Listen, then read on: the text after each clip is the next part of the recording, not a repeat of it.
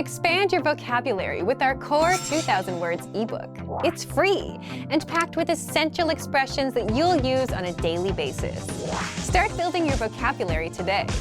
Click the link in the description below to download your free Hebrew ebook before it's gone.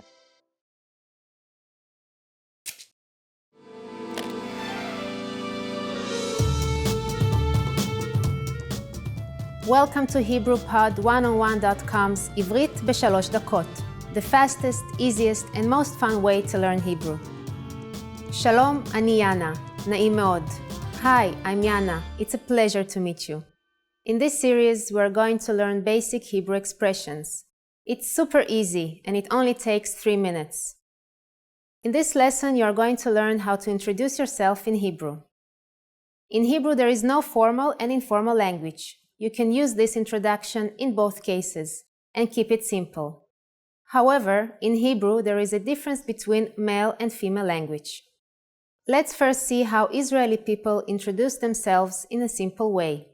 Shalom, אני יאנה. נעים מאוד. Hi, I'm Yana. It's a pleasure.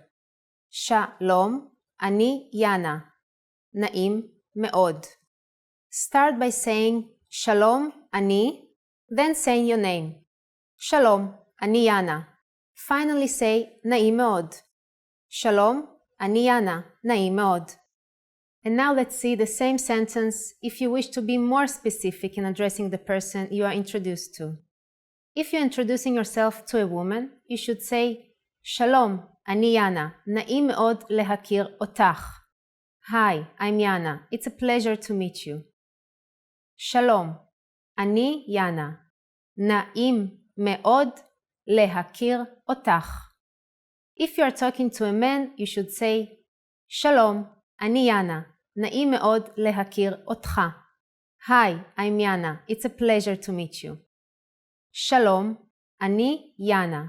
נעים מאוד להכיר אותך. So, what has changed from the previous introduction? Let's take a close look at this together. The last part of the introduction has been changed based on the gender of the person you are talking to. Shalom, אני יאנה. נעים מאוד להכיר אותך for a woman versus Shalom, אני יאנה.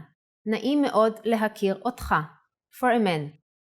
אני, in this case, has not been changed, and in both cases stands for I am, regardless of your gender. The last sounds of the last word changes, however. אותך, if you are talking to a woman, and אותך, if you are speaking to a man. One more time. The simple way to introduce yourself in Hebrew is Shalom, אני יאנה, נעים מאוד. In case you want to personalize the greeting, you say Shalom, אני יאנה, נעים מאוד להכיר אותך. Shalom, אני יאנה, נעים מאוד להכיר אותך. Now it's time for Yana's insights. When you introduce yourself, it's a good habit to shake hands in Israel.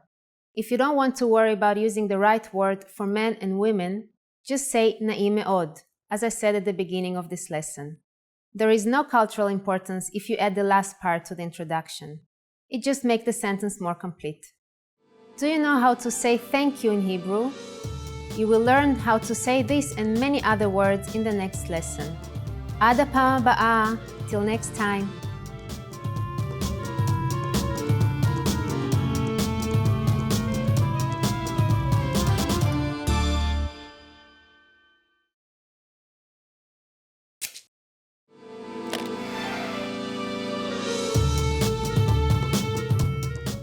Shalom, אני יאנה. Hi there, I'm Yana. Welcome to HebrewPod101.com's עברית בשלוש דקות, the fastest, easiest, and most fun way to learn Hebrew. In the last lesson, we learned how to introduce ourselves in Hebrew. In this lesson, we're going to learn how to use good manners as we thank people. אתם מוכנים? Are you ready? אז בואו נתחיל. So let's start. There are several ways to thank someone. Let's start with the easiest. It's just one word. תודה. תודה. תודה means thank you. When saying thank you very much, you just need to add רבה. תודה רבה. תודה רבה. רבה means a lot. So תודה רבה is like saying thank you very much. During the last lesson, we mentioned two ways of addressing someone, depending on his or her gender. Toda or toda rabba can be used with anyone. But in case you want to personalize the greeting, there is another phrase you should use. If you want to thank a woman, you say toda rabba lach. Toda rabba lach. Now, if you want to thank a man, you say toda rabba lecha. Toda rabba lecha. Let's break this phrase down. Lach means something like to you when you're talking to a woman. Toda rabba lach is thank you very much. Lecha is to you when you're talking to a man. Toda rabba lecha is thank you very much. How do you answer? It's easy. There are two ways to answer. The first one is simple. You're welcome. Bevakasha. Bevakasha. It's the simplest way to answer. But it is more polite to say en be'ad ma. En be'ad ma. Its literal meaning is it's nothing, and it is a common and polite way to respond to someone thanking you. So when someone is saying toda or toda rabba to you, we can simply reply with bevakasha or en be'ad ma. Now it's time for Yana's insights. If you are not sure about whether to use toda rabba lach or toda rabba lecha, keeping it simple is always your safest bet. Toda can be used with just about anyone, anywhere, and anytime. Do you know what lehitraot means? In our next lesson, you'll learn this and other greetings in Hebrew. תודה רבה, ועד הפעם הבאה.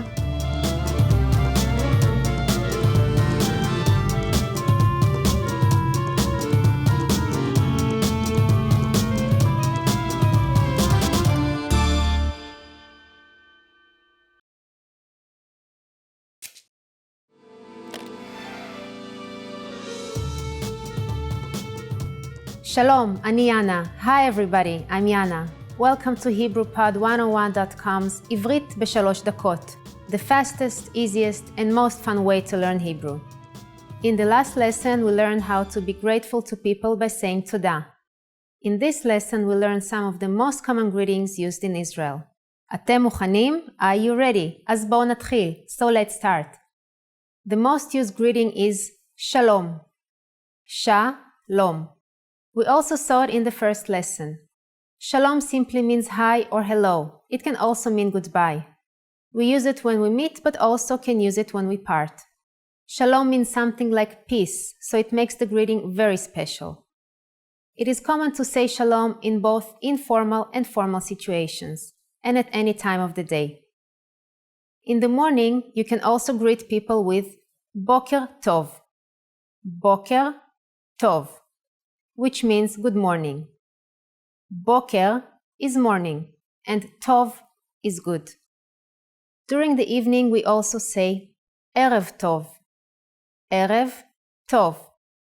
Erev is Hebrew for evening, so Erev Tov means good evening. Boker Tov and Erev Tov are used when we meet someone, but when we leave, we don't say them again. Another way to say goodbye in Hebrew is lehitraot. Lehitraot. It is actually more common to use lehitraot than shalom when leaving. But most people in Israel just say bye. Bye! Now you can greet people in many different ways in Hebrew. Let's review them all again. When meeting people in formal and informal situations, shalom. In the morning until the afternoon we say boker tov, and in the evening erev tov. When living in any situation, lehitraot, or simply bye. It's easy, isn't it? Now it's time for Yana's insights. In formal situations, Israeli people commonly greet each other by shaking hands. On the other hand, if we meet someone we are very friendly with, we kiss each other on one cheek. Don't be afraid to do it with your Israeli friends. It's normal. During the next lesson, we'll learn the meaning of the phrase אתה מדבר אנגלית or את מדברת אנגלית. Do you already know it? We'll be waiting to talk about it with you in our next עברית בשלוש דקות lesson. להתראות. Bye!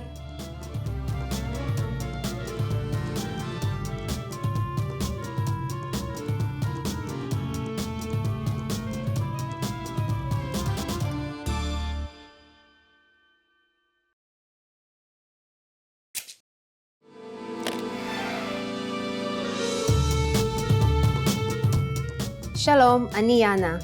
Hi everybody, I'm Yana. Welcome to HebrewPod101.com's עברית ב3 דקות, the fastest, easiest, and most fun way to learn Hebrew. In the last lesson, we learned the most common forms of greetings in Hebrew. Do you remember them? In this lesson, we're going to learn a very useful phrase. Do you speak English? If you find yourself in a situation where you need assistance in English, this phrase can be a lifesaver. And because you're asking it in Hebrew, you can be sure that everyone will understand what you're saying, even if the answer is no. As already mentioned in previous lessons, in Hebrew there is a difference between male and female speech. So if you want to ask a woman, say, את מדברת אנגלית? את מדברת אנגלית? In Hebrew, verbs change depending on the pronoun that is used, according to the gender of both the speaker and the addressee. At, in this case, is the female pronoun for you. So the verb מדברת, which means speak, refers to a female. For example, if I said, I speak English, it will be אני מדברת אנגלית. אני, as we learned already, means I am. Ani is the only way you can say I am in Hebrew, regardless of one's gender. Then, מדברת is the female conjugation for speak or speaking. So, אני מדברת אנגלית will be used only by a female speaker. On the other hand, if you're asking a man if he speaks English, you say, אתה מדבר אנגלית? אתה מדבר אנגלית? אתה, in this case, is the male pronoun for you. So the verb מדבר, which means speak, refers to a man only. So if you're a man and want to say, I speak English, it will be אני מדבר אנגלית.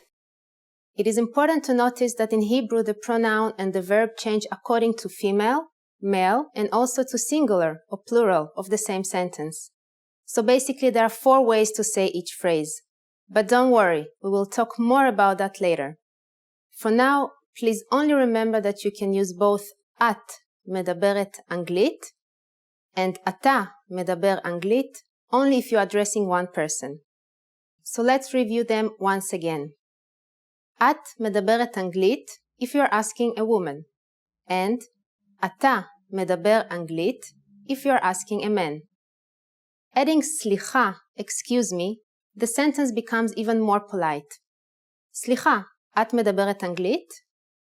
סליחה, את מדברת אנגלית? Or, סליחה, אתה מדבר אנגלית? סליחה, אתה מדבר אנגלית? The responses you will receive could be one of these 3. כן, yes, כן. קצת, a little. קצת. לא, אני לא מדבר אנגלית. Or, לא, אני לא מדברת אנגלית. No, I don't speak English. לא, אני לא מדבר אנגלית. לא, אני לא מדברת אנגלית. To make every sentence negative in Hebrew, you only have to add לא before the verb, which simply means no. It's easy, isn't it? Now it's time for Yana's insights. For those of you who are not only English speakers, you can obviously use this question with any language you need. Israeli people study other European languages at school, so maybe you will get lucky.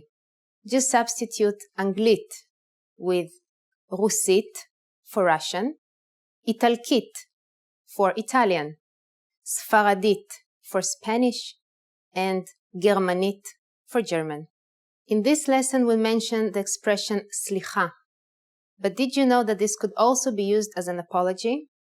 In the next lesson, we will learn this and other ways to apologize in Hebrew. It's never too late to show your good manners with Israeli people. I'll see you in the next עברית ב3 דקות lesson. להתראות!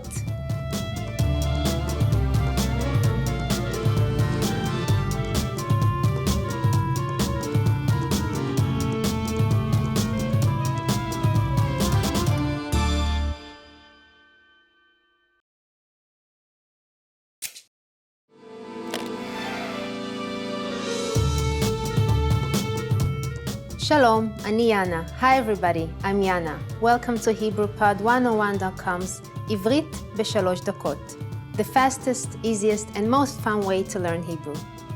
In the last lesson, we learned the phrase סליחה, את מדברת אנגלית, or סליחה, אתה מדבר אנגלית.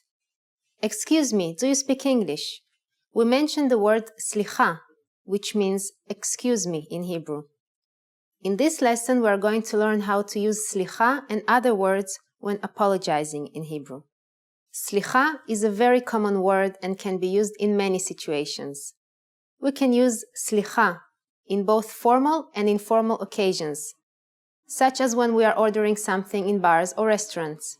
For example, סליחה, קפה אחד בבקשה. Excuse me, one coffee please. סליחה, קפה אחד, בבקשה.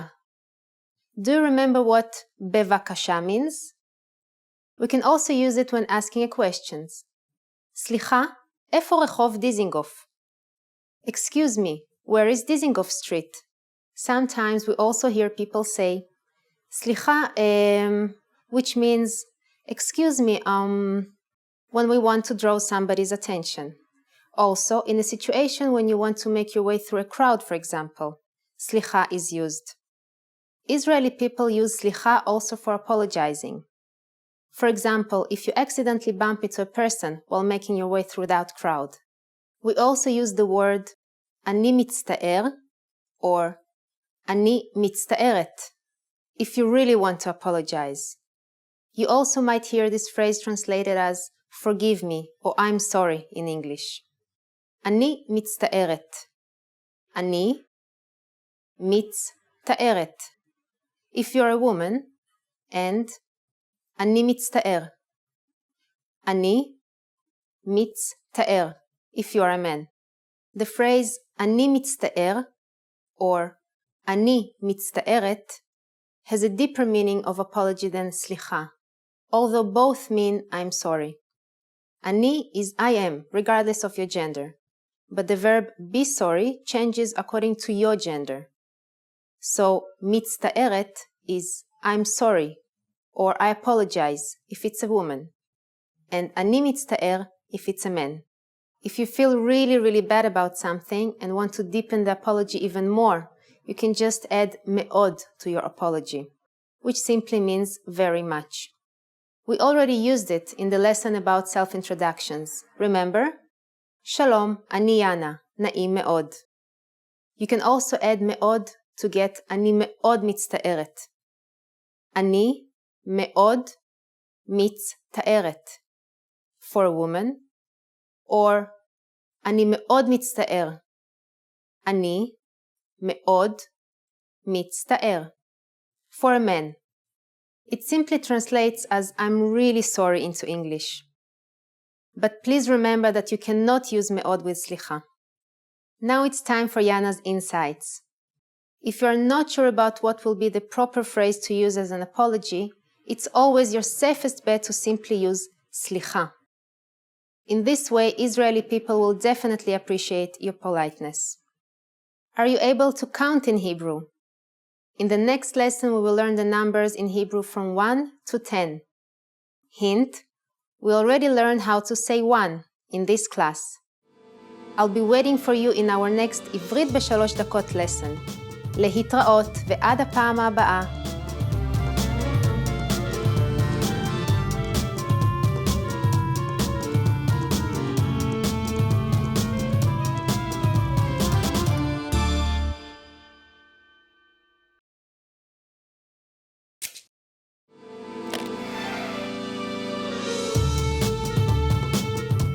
Shalom, ani Yana. Hi everybody, I'm Yana. Welcome to HebrewPod101.com's עברית בשלוש דקות, the fastest, easiest, and most fun way to learn Hebrew.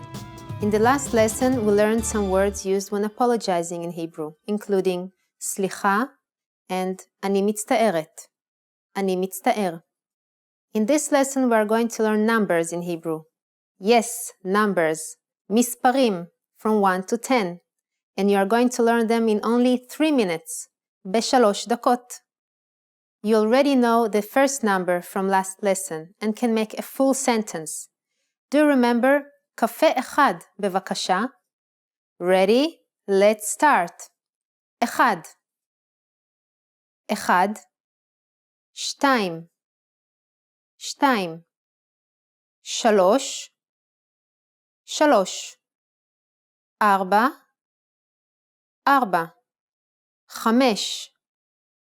חמש. שש. שש. שבע. שבע. שמונה. שמונה. תשע. תשע. And עשר. עשר. Okay, now repeat after me. I'll say the numbers and give you time to repeat each one. Ready? אחד. שתיים. שלוש. ארבע. חמש. שש. שבע. שמונה. תשע. עשר. Great job. What is before אחד? Do you know? It's אפס. אפס. You don't have any more excuses. You can give your friends your cell phone number in Hebrew. Let's try together. We'll use the phrase המספר שלי הוא, which means my number is. המספר שלי הוא. המספר שלי הוא 337 122 4968. Can you read it by yourself? 3 3 7 1 2 2 4 9 6 8. Perfect. Now it's time for Yana's insights. When you travel in Israel, it's a good idea to start paying attention to the bus numbers, street numbers, dates, hours, and the local money, the shekel. It's the best practice to remember. You can start now if you are at your hometown to practice Hebrew numbers in your daily life. Do you know the Hebrew word for 100? In the next lesson, we are going to learn the numbers from 11 to 100 in Hebrew. Your task now is to practice the numbers we studied in this lesson, from 1 till 10. להתראות ועד הפעם הבאה. ביי!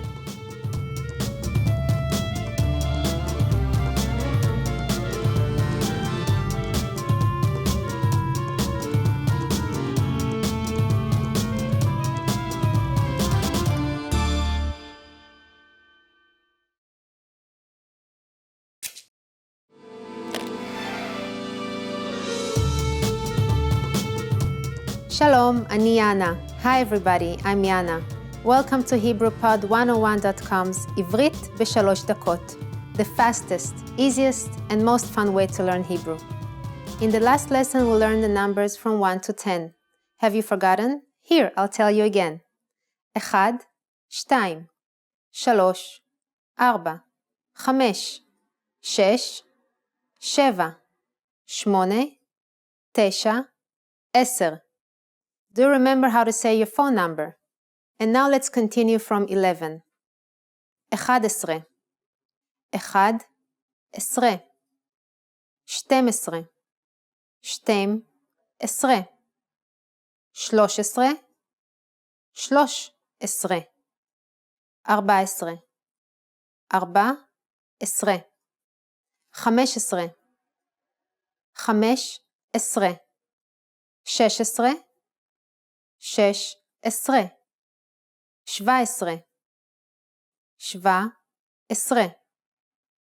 16 16 17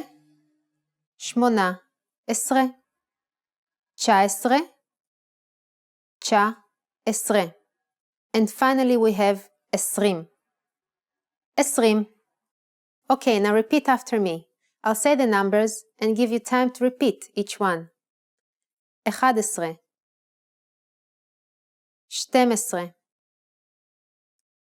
12 13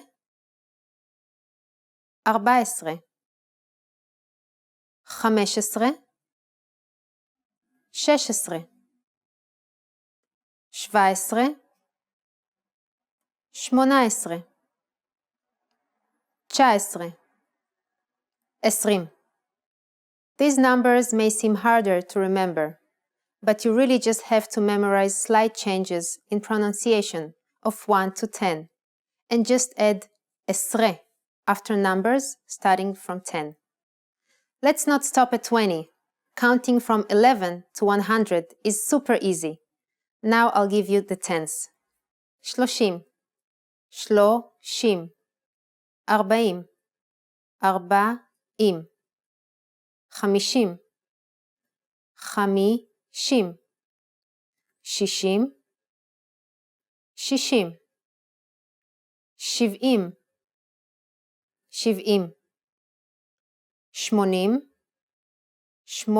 80 80 90 90 100 100. While you have to memorize a few of these numbers, there are a couple of tricks that will make memorizing them incredibly easy. All the tens are basically the numbers 1 to 10 with slight changes, but always end up with im. For example, 3 is 3 and 30 is 30. 3 30. Let's take another example. Do you remember what 5 is? 5. So to make it 50, you change it to 50. 5 50. And 8 will make 80. 8 80. The last thing to learn today is how to form compound numbers above 20. This is also super easy. Take the tens and simply add the numbers you learned in the previous lesson. But don't forget to add ve when you're making compound numbers over 20. Ve means and. So basically, if you count 22, you say 22, meaning 20 and 2. It is very important, so don't forget that. Let's try it out. How would you say 56 in Hebrew? Let's take it step by step. 50 is 50, and then add the tiny ve and 6. 56. After only 2 lessons, you are now able to count to 100 in Hebrew. In the next lesson, we are going to put your number knowledge to use. Do you have all the skills you need to go shopping in Israel? If not, I'll be waiting for you in our next עברית ב3 דקות lesson. להתראות ועד הפעם הבאה.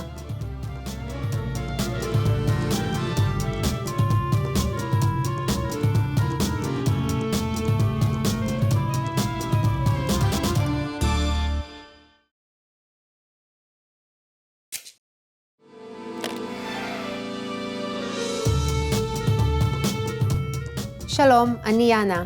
Hi everybody, I'm Yana. Welcome to HebrewPod101.com's עברית ב3 דקות, the fastest, easiest, and most fun way to learn Hebrew. In the last lesson, we learned how to count in Hebrew. I hope you spent some time practicing the numbers, because they will come in handy today. We're going to learn how to go shopping in Israel. Before we go, you need to know how to say how much is it. כמה זה עולה? כמה זה עולה. כמה is how much. זה is this for an object. And עולה is costs.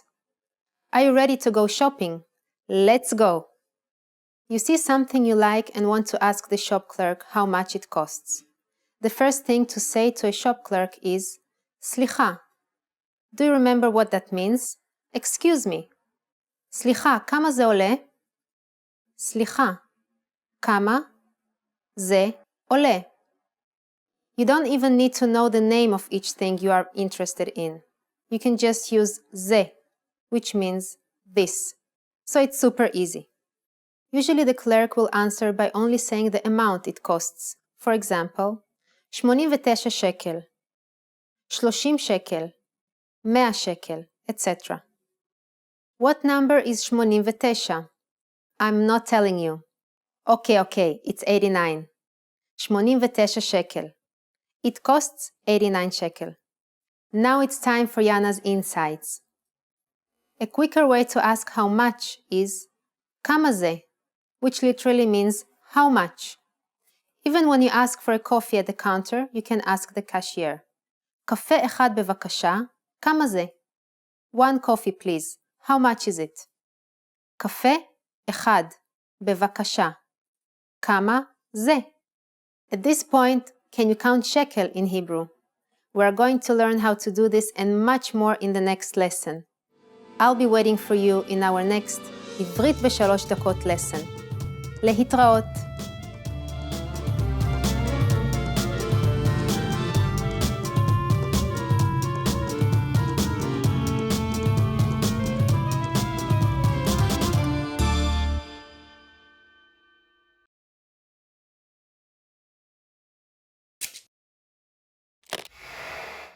Hi everybody, Edith here. Welcome to Ask a Teacher, where I answer some of your most common Hebrew questions. The question for this lesson is, are there dialects in Hebrew? Modern Israeli Hebrew has no geographical dialects, but there are some features of the language that change between different social or ethnic groups, expressed mainly in the pronunciation of guttural consonants.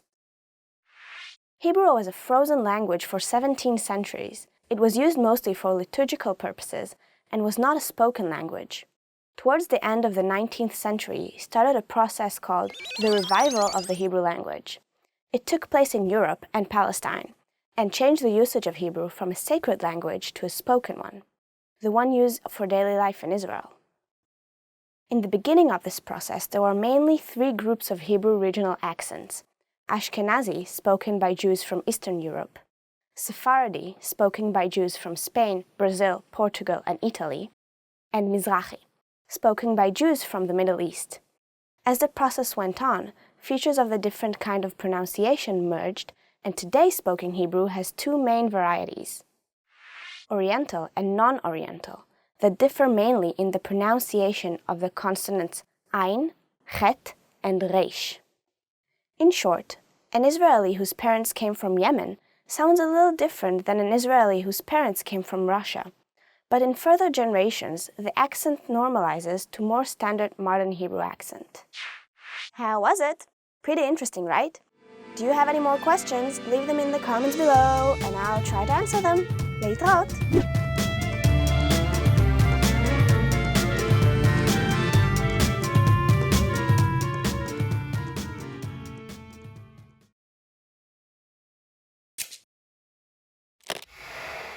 Hi everybody, Edith here. Welcome to Ask a Teacher, where I'll answer some of your most common Hebrew questions. The question for this lesson is, why is it that counting nouns in Hebrew, the counted noun is sometimes referred to as singular, even if there's more than one? You may have heard the common Hebrew birthday greeting, Ad 120 shana, meaning, may you live to be 120, or literally, until 120 years. If you have, you probably wondered why the word for year, shana, is in its singular form and not its plural form, shanim. The reason for this is a rule regarding Hebrew counting. When counting a noun in Hebrew, if you have more than 10 of the same item, you can refer to the items as singular or as plural. It's your choice. 10 items or fewer will always be plural.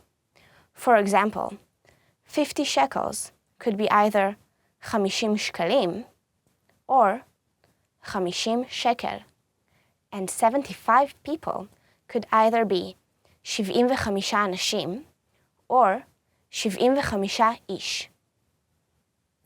But 9 years can only be 9 shanim, and 5% can only be 5%.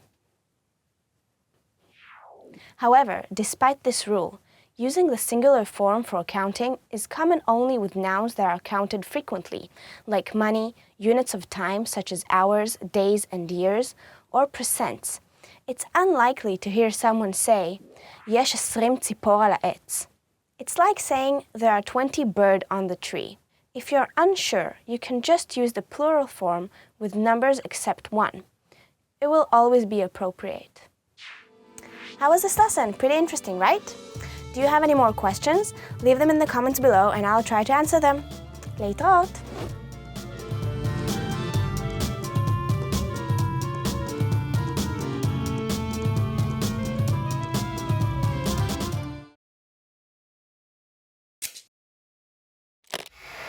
Hi everybody, Edith here. Welcome to Ask a Teacher, where I'll answer some of your most common Hebrew questions.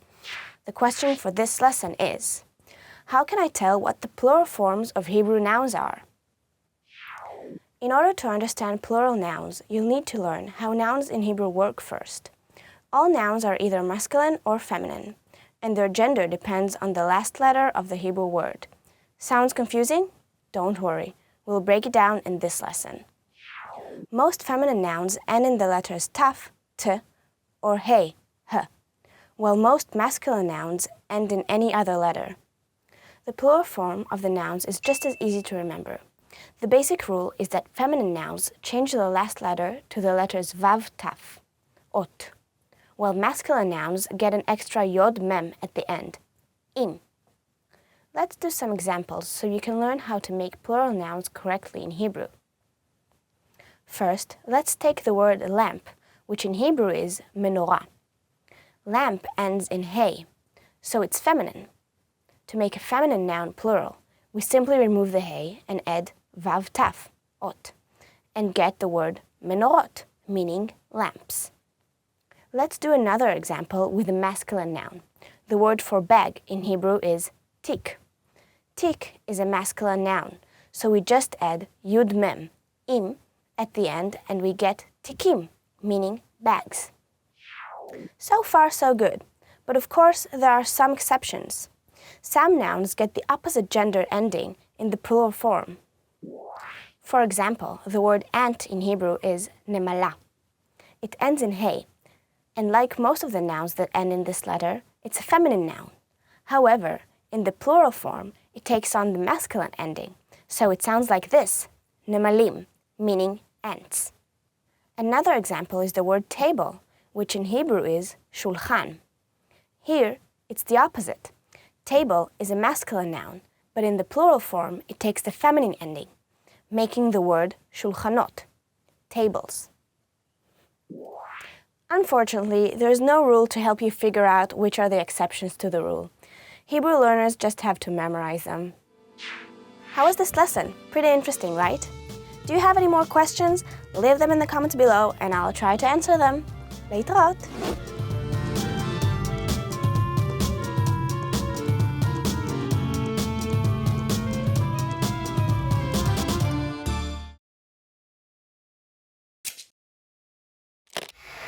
Hi everybody, Edith here. Welcome to Ask a Teacher, where I'll answer some of your most common Hebrew questions. The question for this lesson is, what does the Hebrew expression rosh katan mean? The expression rosh katan literally means small head and is used to describe a person who only does the bare minimum or doesn't think outside the box. It's mostly a negative expression, but you can also use it to describe yourself, like this. אני מעדיף להיות ראש קטן. Literally, I prefer to be a small head. The opposite expression is ראש גדול, meaning big head. This describes a person who makes an effort to go above and beyond what is expected of him. It's a positive attribute and is often seen in job advertisements as something companies are looking for in a candidate. This expression can also appear in a different form as a verb, להגדיל ראש, to make one's head larger or to expand one's head. You can use this expression if you want to say that a certain person is very responsible and will go out of their way to think outside the box and find creative solutions. Here are a few examples. ענת היא מנהלת מצוינת. היא תמיד מגדילה ראש. Literally, Anat is an excellent manager. She always expends her head. Here's another example. איתי, אם אתה רוצה להתקדם בחברה, אתה חייב להתחיל להגדיל ראש. Literally, איתי, if you want to rise in the company ranks, you have to start expanding your head. Do you know any other Hebrew idioms? Tell us in the comments. How was this lesson? Pretty interesting, right? Do you have any more questions? Leave them in the comments below and I'll try to answer them. להתראות!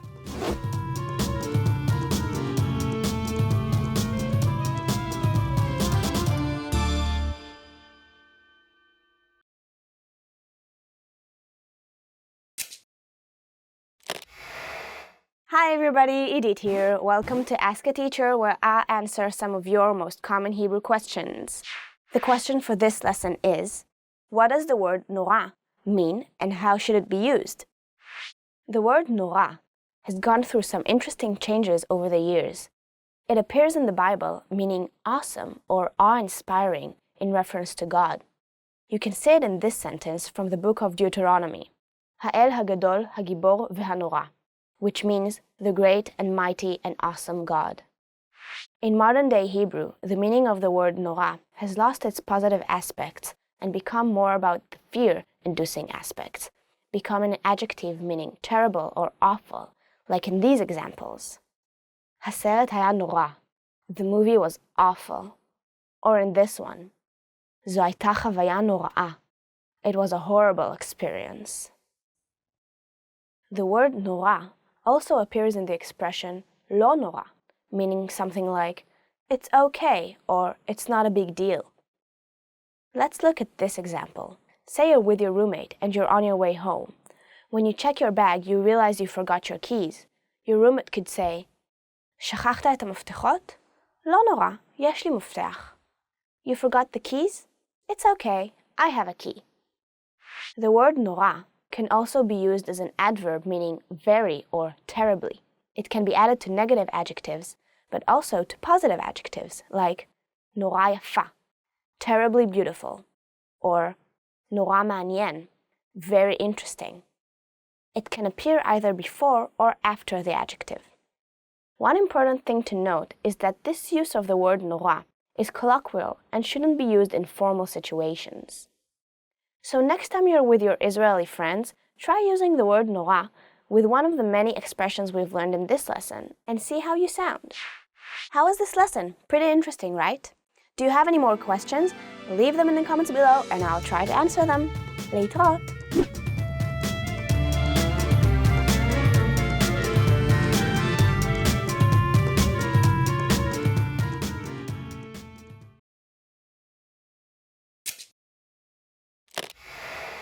Hi everybody, Edith here. Welcome to Ask a Teacher, where I'll answer some of your most common Hebrew questions. The question for this lesson is, what does the particle I mean in Hebrew? I is a prefix symbolizing negation. It comes from the word en, literally meaning there is no. When this prefix is joined with certain words, the compound means the opposite of the original word. As you may know, nouns in Hebrew have gender. So if you add a prefix to it, how do you know what gender it is? Trick question. Actually, the prefix doesn't affect the gender of the word it precedes. Let's look at some examples. The word havana means understanding. So, אי-הבנה is misunderstanding, like in this sentence. אני מתנצלת, זו הייתה אי-הבנה. I apologize, it was a misunderstanding.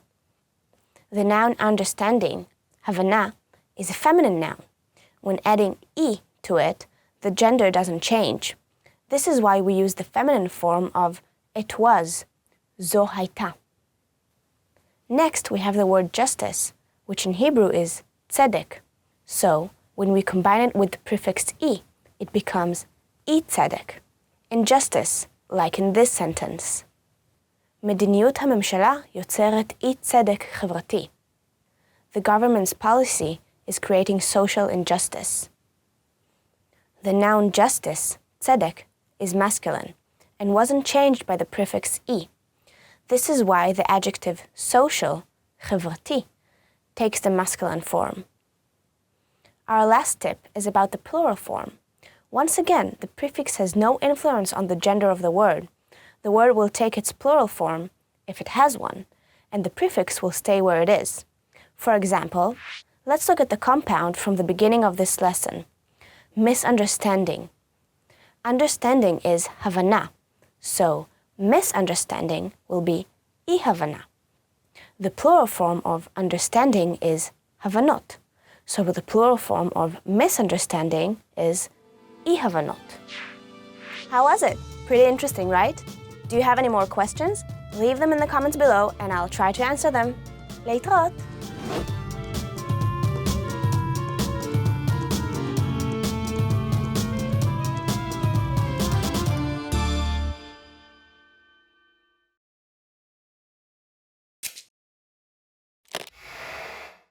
Hi everybody, Edith here. Welcome to Ask a Teacher, where I'll answer some of your most common Hebrew questions. The question for this lesson is, why is it that in Hebrew some adjectives are different when they refer to people than when they refer to objects? This issue involves adjectives in their feminine form, mostly adjectives for nationality like American or Russian. The difference is in the ending of the adjectives. It can either be with it or with ya. For example, a Russian woman would be isha Rusiya, but a Russian boat will be sfina Rusit. So why does this happen? First of all, it's important to know that both forms of these adjectives are commonly used, but in different contexts. Usually the ending ya, like in Rusiya, Russian woman, is used to refer to a woman, while the ending it, like in Rusit, Russian boat, is used to describe places or objects, such as a restaurant, a shirt, or the Russian language. Grammatically speaking, both forms are acceptable. The foundation of Hebrew grammar is the Tanakh, the Hebrew Bible, in which we find both of those forms used for all purposes. In the Tanakh, the feminine ending ya describes women, but also objects or places, like in the word nochriya, meaning foreign.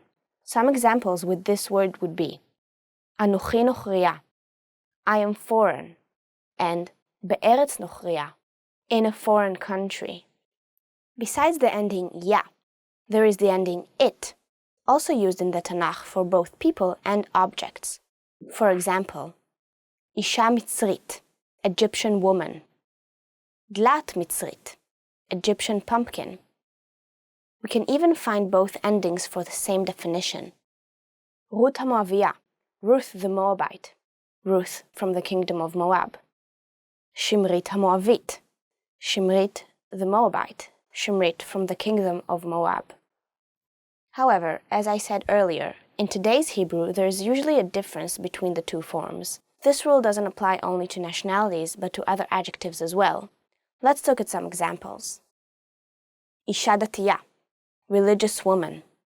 Shchuna Datit, religious neighborhood. Isha Chofshiya, free woman.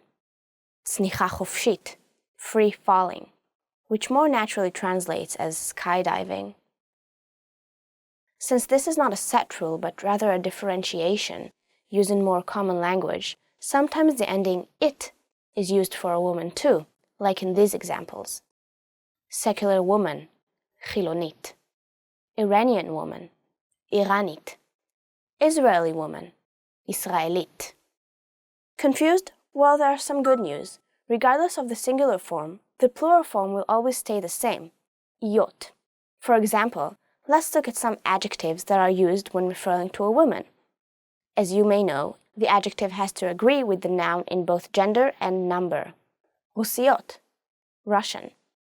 Datiot, religious. Chofshiyot, free. How was this lesson? Pretty interesting, right?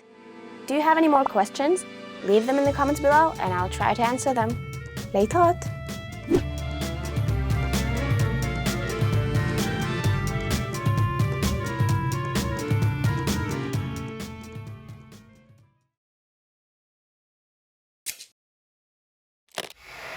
Hi everybody, Edith here. Welcome to Ask a Teacher, where I'll answer some of your most common Hebrew questions.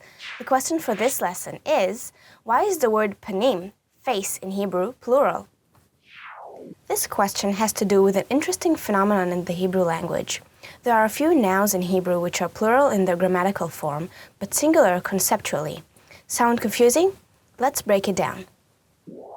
The four main nouns that are singular but plural grammatically are life, chaim, water, maim, and sky, shamayim. In addition to the noun form, this lesson's question, panim. As you can see, all of these words have typical plural masculine endings, im. Grammatically speaking, these words are plural. They don't have a singular form, and the adjectives attached to them will take a plural form as well. Some examples would be chaim arukim, long life, maim chamim, hot water, shamayim meunanim, cloudy sky, panim yafim, or yafot, pretty face. This noun is both feminine and masculine. So why are these words plural? There is no definite answer to this question, but there are a few interesting theories. One of those theories suggests that these words are plural because all of these nouns are constantly changing. Each of them is one noun that actually has many forms and cannot be captured by a singular noun. How was this lesson? Pretty interesting, right? Do you have any more questions? Leave them in the comments below and I'll try to answer them. להתראות.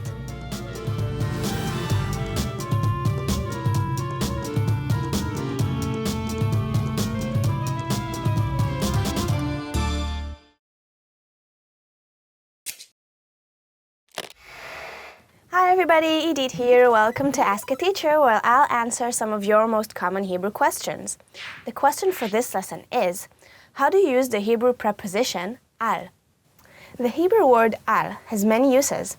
It can mean on, about, of, at, or for, depending on the context. Let's go through some examples so you can learn how to use al correctly. First, let's do some examples for when al means on. יש ארנק על השולחן.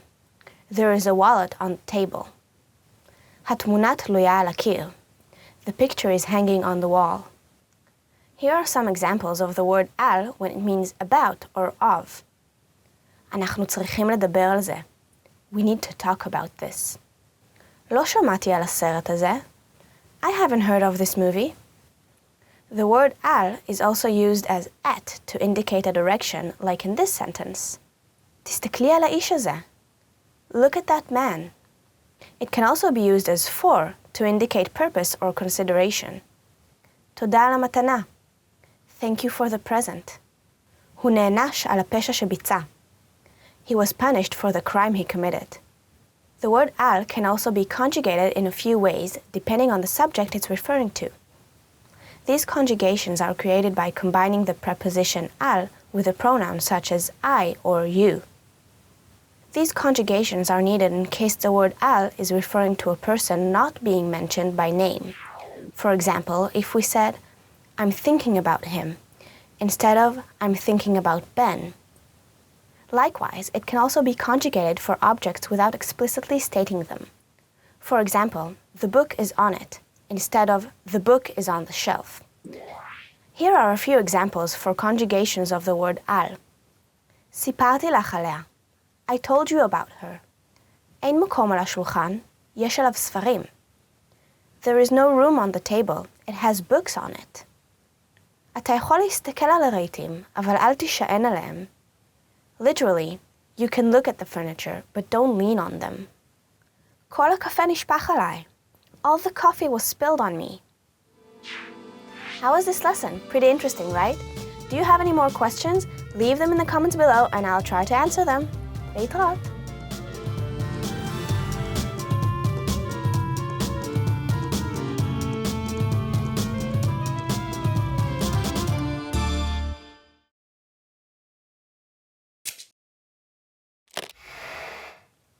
Hi everybody, Idit here. Welcome to Ask a Teacher, where I'll answer some of your most common Hebrew questions. The question for this lesson is, what does the expression על רגל אחת mean? This expression, meaning literally on one foot, is very common in Hebrew, and many people use it without even knowing its origin. Basically, it's used to describe something that's done offhandedly with no previous thought or preparation. But where did it come from? The origin of this expression, like many other Hebrew expressions, is a story from the Talmud, a central text of Rabbinic Judaism. The story revolves around the great Talmudic sage Hillel, also known as Hillel the Elder, one of the most important figures in Jewish history. Hillel was a famous scholar known for his gentleness and patience. In the Talmud, Hillel is often mentioned together with his colleague Shammai. The two scholars often disagreed on the interpretations of Torah law. While Shammai tended to follow the stricter interpretation, Hillel considered love of men as the core of Jewish teaching. Our story is about a man who wanted to convert to Judaism, but didn't really want to put in the time or effort to do so. This man went to Shammai with one request. He wanted Shammai to teach him the entire Torah while he, the student, was standing on one foot. Shammai was insulted by the man's ridiculous request, since the Torah is deep, profound, and complex, and cannot be taught in the short time in which a person can stand on one foot. When Shammai threw him out of the house, the man went to Hillel. He asked him for the same thing. Hillel accepted the challenge and told the man, "What is hateful to you, do not do to your neighbor." That's the whole Torah. The rest of the explanation of this, go and study it.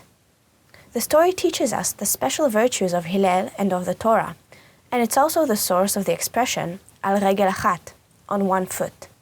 Today, you can use this expression when you want to imply that something is done briefly, without much thought behind it.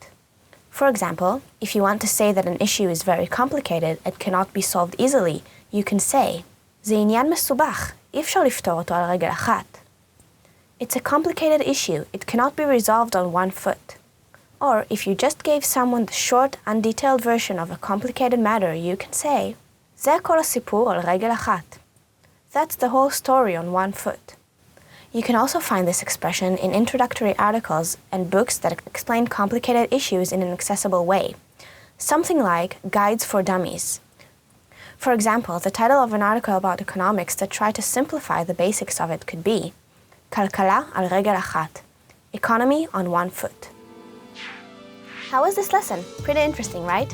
Do you have any more questions? Leave them in the comments below and I'll try to answer them. להתראות.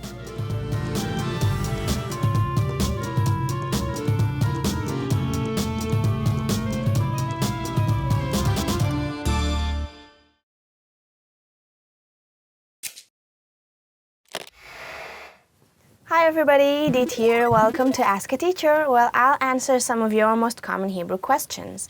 The question for this lesson is, what is the construct state Smikhut and what are its rules? The Smikhut construct is very confusing, since it can alter the forms of words and change all kinds of grammatical rules. Let's try to make it clearer. So what is Smikhut anyway? Basically, it's a way of expressing of in Hebrew, and it consists of two words side by side that create a noun. Let's go through some examples so you can learn how to use Smikhut correctly. Let's look at a simple example. The compound water bottle. A water bottle is a bottle of water. In this compound, the main noun is the second word, the bottle, and the first word describes the noun. In Hebrew, it will be pretty much the same, except that the first word will be the main noun and the second will be the description. So, in Hebrew, water bottle will be bakbuk maim. Bakbuk meaning bottle and maim meaning water. Some compounds combine two nouns to create a completely different noun. For example, the word weather in Hebrew is the compound mezeg avir. The word mezeg means temper, and avir means air. So literally, this compound means air temper.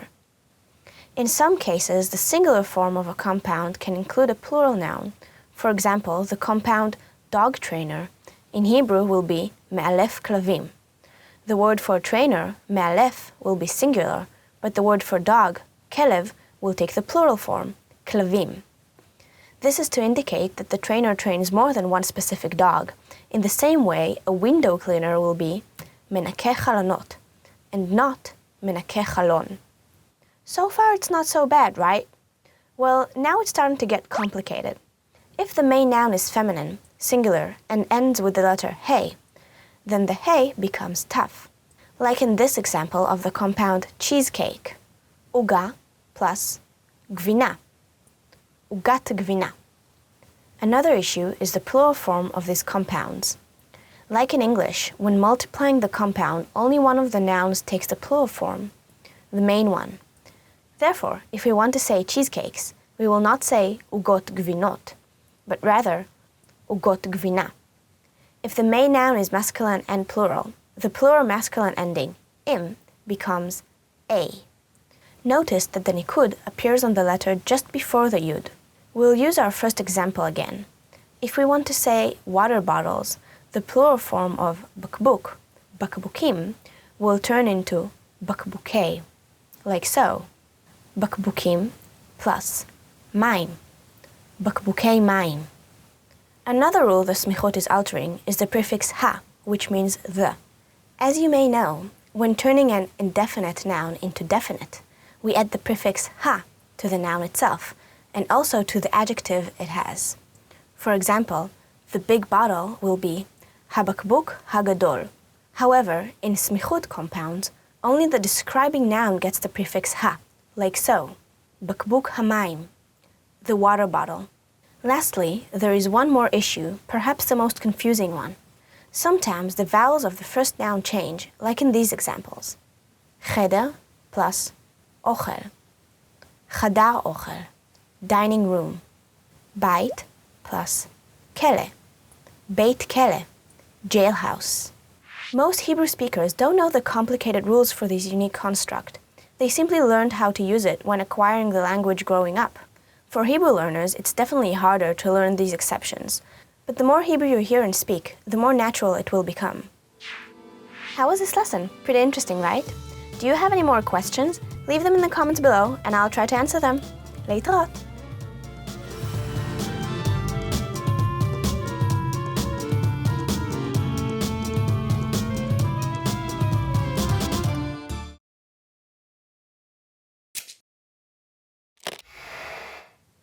Hi everybody, Edith here. Welcome to Ask a Teacher, where I'll answer some of your most common Hebrew questions. The question for this lesson is, which are the most common Hebrew greetings? Like any other language, Hebrew has many greetings that native speakers use all the time.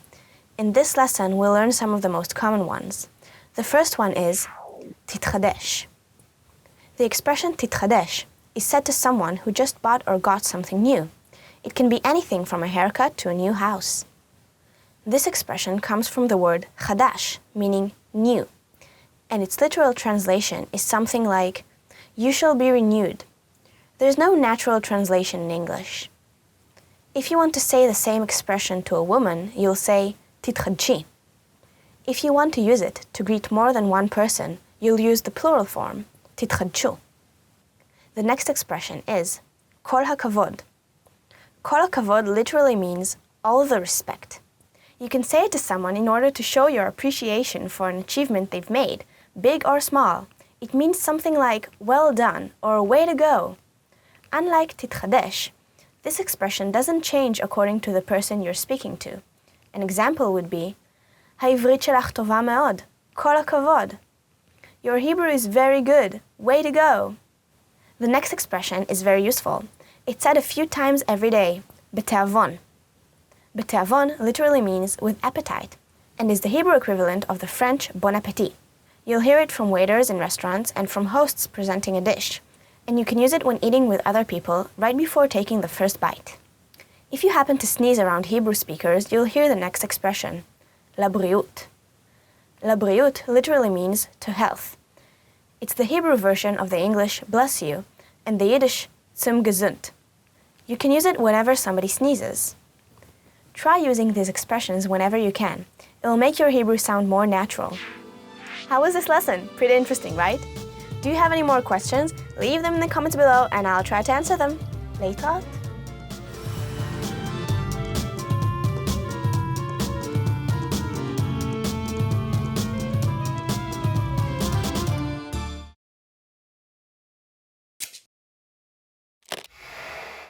Hi everybody, Edith here. Welcome to Ask a Teacher, where I'll answer some of your most common Hebrew questions. The question for this lesson is it true that Hebrew was a dead language for centuries? Actually, Hebrew was never dead. It just ceased to be a spoken language. But let's start from the beginning.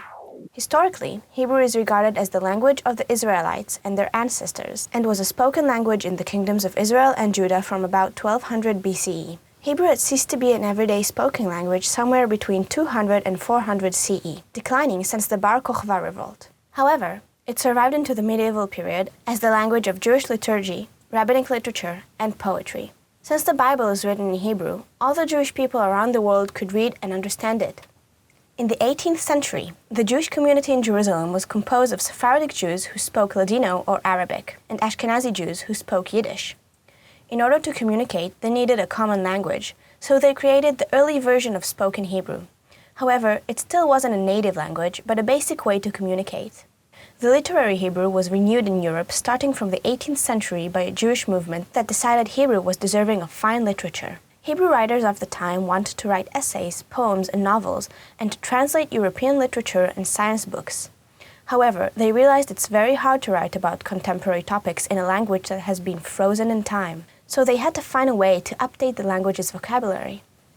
Thus, biblical language was combined with figures of speech and vocabulary from the rabbinic literature, together with vocabulary and syntax found in European languages and Semitic languages such as Arabic and Aramaic. Another important contribution to the Hebrew language was made in the 12th and 13th centuries by a Jewish family of rabbis who translated Jewish writing from Arabic to Hebrew. The Arabic language, which belongs to the same language family as Hebrew, made an important contribution to the revival of the language. In the 19th century, Hebrew writers began arriving in Palestine, influencing the development of spoken Hebrew.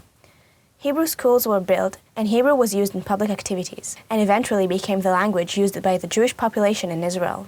This process was aided by many organizations that saw Hebrew as an ideological purpose. Today, the spoken Hebrew in Israel is called Israeli Hebrew or Modern Hebrew. How was this lesson? Pretty interesting, right? Do you have any more questions? Leave them in the comments below and I'll try to answer them. Leitot!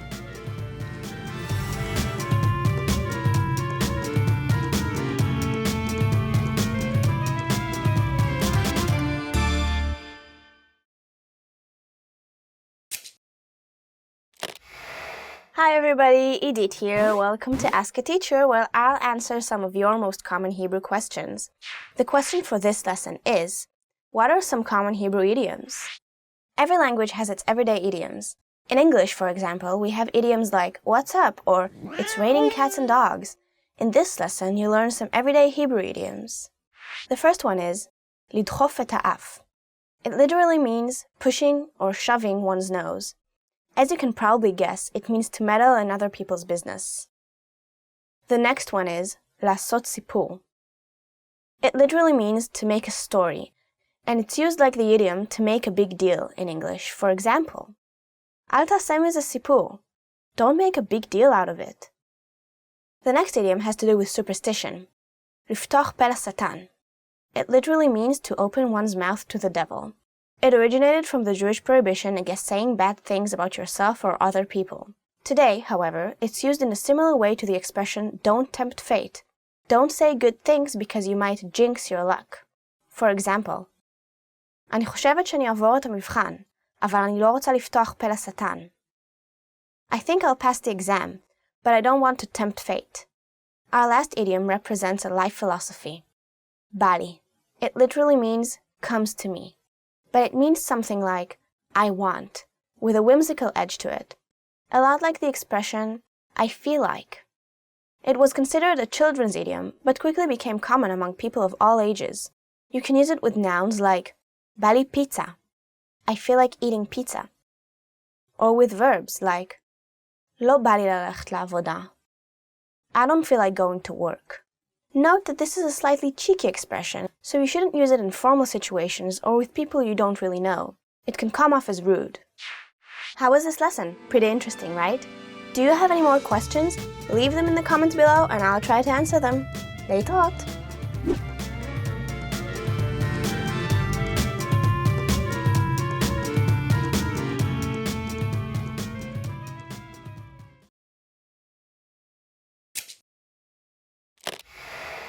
Hi everybody, Edith here. Welcome to Ask a Teacher, where I'll answer some of your most common Hebrew questions. The question for this lesson is, what are the differences between all the adverbs that mean really and very in Hebrew? There are a few adverbs that can mean very or really, and this can be somewhat confusing. In this lesson, we'll review some of the most common ones to clear things up. The most basic one, which is the most accurate equivalent of very, is me'od. Like any other adverb in Hebrew, me'od should come after the adjective it refers to. However, due to the influence of English and other languages, in colloquial use, it can appear before the adjective. It's very simple. For example, let's look at the two ways to say a very big house, using the word me'od. Bait gadol me'od. Bait me'od gadol. Our next word is mamash. The adverb mamash means really, truly, or very.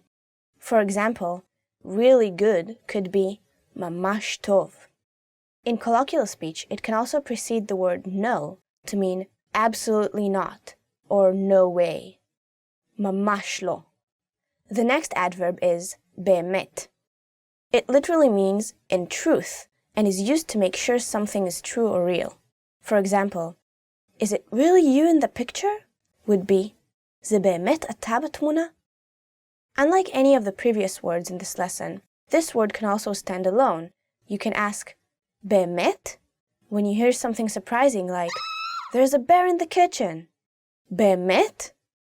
Our next adjective is a lot like the word most, beyoter. The adverb beyoter comes after the adjective. When it comes after a definite adverb, it means the most, like in the biggest house, habayit hagadol beyoter. When it comes after a verb or an indefinite adverb, it means quite, very much, like in a very big house, bayit gadol beyoter. The next word is the colloquial version of beyoter, hachi. This adverb means the most, and will always come before the adjective, like so. Hachi gadol, the biggest. Hachi chacham, the smartest.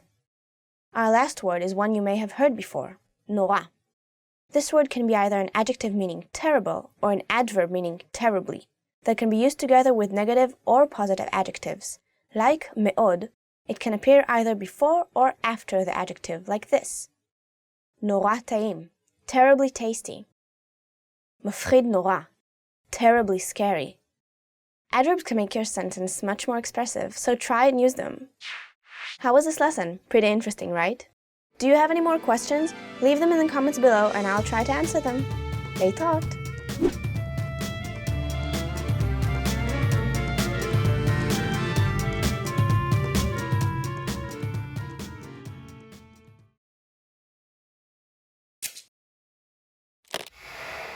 Hi everybody, Edith here. Welcome to Ask a Teacher, where I'll answer some of your most common Hebrew questions. The question for this lesson is, what are the meanings of some of Hebrew's unique greetings? Hebrew has special greetings for different occasions. Let's take a closer look at some of them. We'll start with the very useful greeting which means good luck. Behatzlacha. It literally means with success, as if to say, may you complete your task with success. You can say to a person to wish them good luck with a test, a job interview, a new project, or any other goal they wish to achieve. For example, if your friend got promoted and you want to wish him or her good luck with their new job, you can say, Behatzlacha batafkid hachadash, or simply, Behatzlacha. The next expression can be heard around dinner tables, in pubs, and at parties. Lechaim. It means cheers and it's used as a toast when drinking with company. The literal meaning of lechaim is to life, reminding us that life itself should always be celebrated. Lechaim. This next expression can come in handy when celebrating a happy occasion such as a wedding, engagement, childbirth, graduation, and so on. When someone congratulates you, you can answer, Bekarov etzlecha, literally meaning, soon so shall it be by you.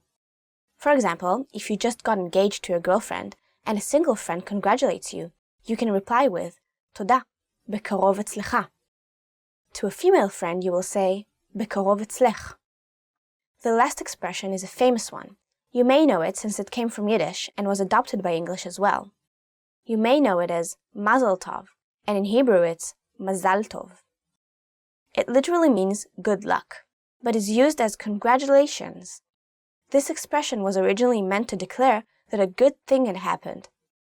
It was said at weddings and births as if to say, what a lucky event has happened. With time, the meaning was altered a little, and today this expression is used to wish a person luck in the future. You can use it whenever you want to congratulate someone, on a new job, winning an award, graduating from university, and so on.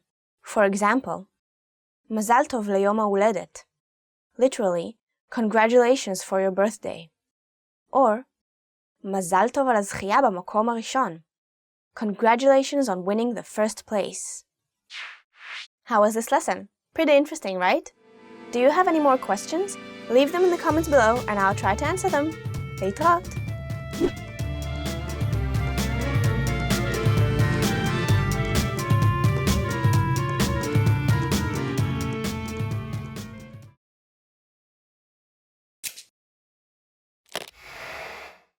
Hi everybody, Edith here. Welcome to Ask a Teacher, where I'll answer some of your most common Hebrew questions. The question for this lesson is, can you use adjectives as nouns in Hebrew? In Hebrew, it's possible to omit the noun and use its adjective instead. To explain how it's done, let's look at some examples. Let's say you're at a clothing store looking for a new shirt. You've tried on a few and now you need to decide which shirt to buy. Eventually, you decide on a red one. You can tell the salesperson, I'll take the red shirt. אני אקח את החולצה האדומה. But since it's obvious the subject here is the shirt, you can simply say, I'll take the red one. אני אקח את האדומה. Unlike English, when the word shirt is omitted, it's not replaced by another noun or one. The adjective itself functions as a noun. It's important to note that the adjectives you use has to match the gender of the original noun. The word for shirt in Hebrew, chulza, is feminine. So the adjective red, adom, took its feminine form, aduma. If you were to buy a hat instead of a shirt, you would have to match the adjective to the gender of the masculine word hat, kova, and say adom. Likewise, if you want to refer to an item that has the plural form, like flowers, socks, or glasses, you'll use the plural form for the adjectives, adumim or adumot. Let's put it all in one example. Let's say you run into a friend you haven't seen for a long time and ask how are her 4 children doing. She gives you a quick update on them. The older son is an actor, the middle daughter goes to university, and the young ones are still in school. If she were to say that in Hebrew, her sentences would have been much shorter, since the subject is her children, and the adjectives explain the gender and the quantity of the nouns. She will not have to say son, daughter, or ones, because all the information is included in the adjectives. Here is the Hebrew sentence. הגדול שחקן, האמצעית לומדת באוניברסיטה, והקטנים עדיין בבית הספר. Hebrew adjectives help you keep your sentences short and sweet. How was this lesson? Pretty interesting, right? Do you have any more questions? Leave them in the comments below and I'll try to answer them. See you in another lesson. להתראות.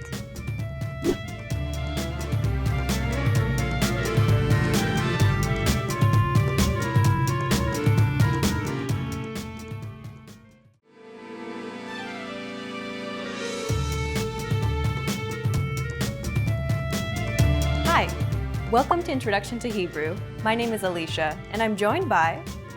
Hi everyone, I'm Edith. In this series, you'll learn everything you need to know to get started learning Hebrew. That's right, and we're here to help guide you through your journey. In this lesson, you'll learn the reasons why you should start learning Hebrew and how to get started. Let's begin with the most obvious question. Why learn a new language? There are countless reasons, but perhaps the biggest one of all is that it could actually change your life.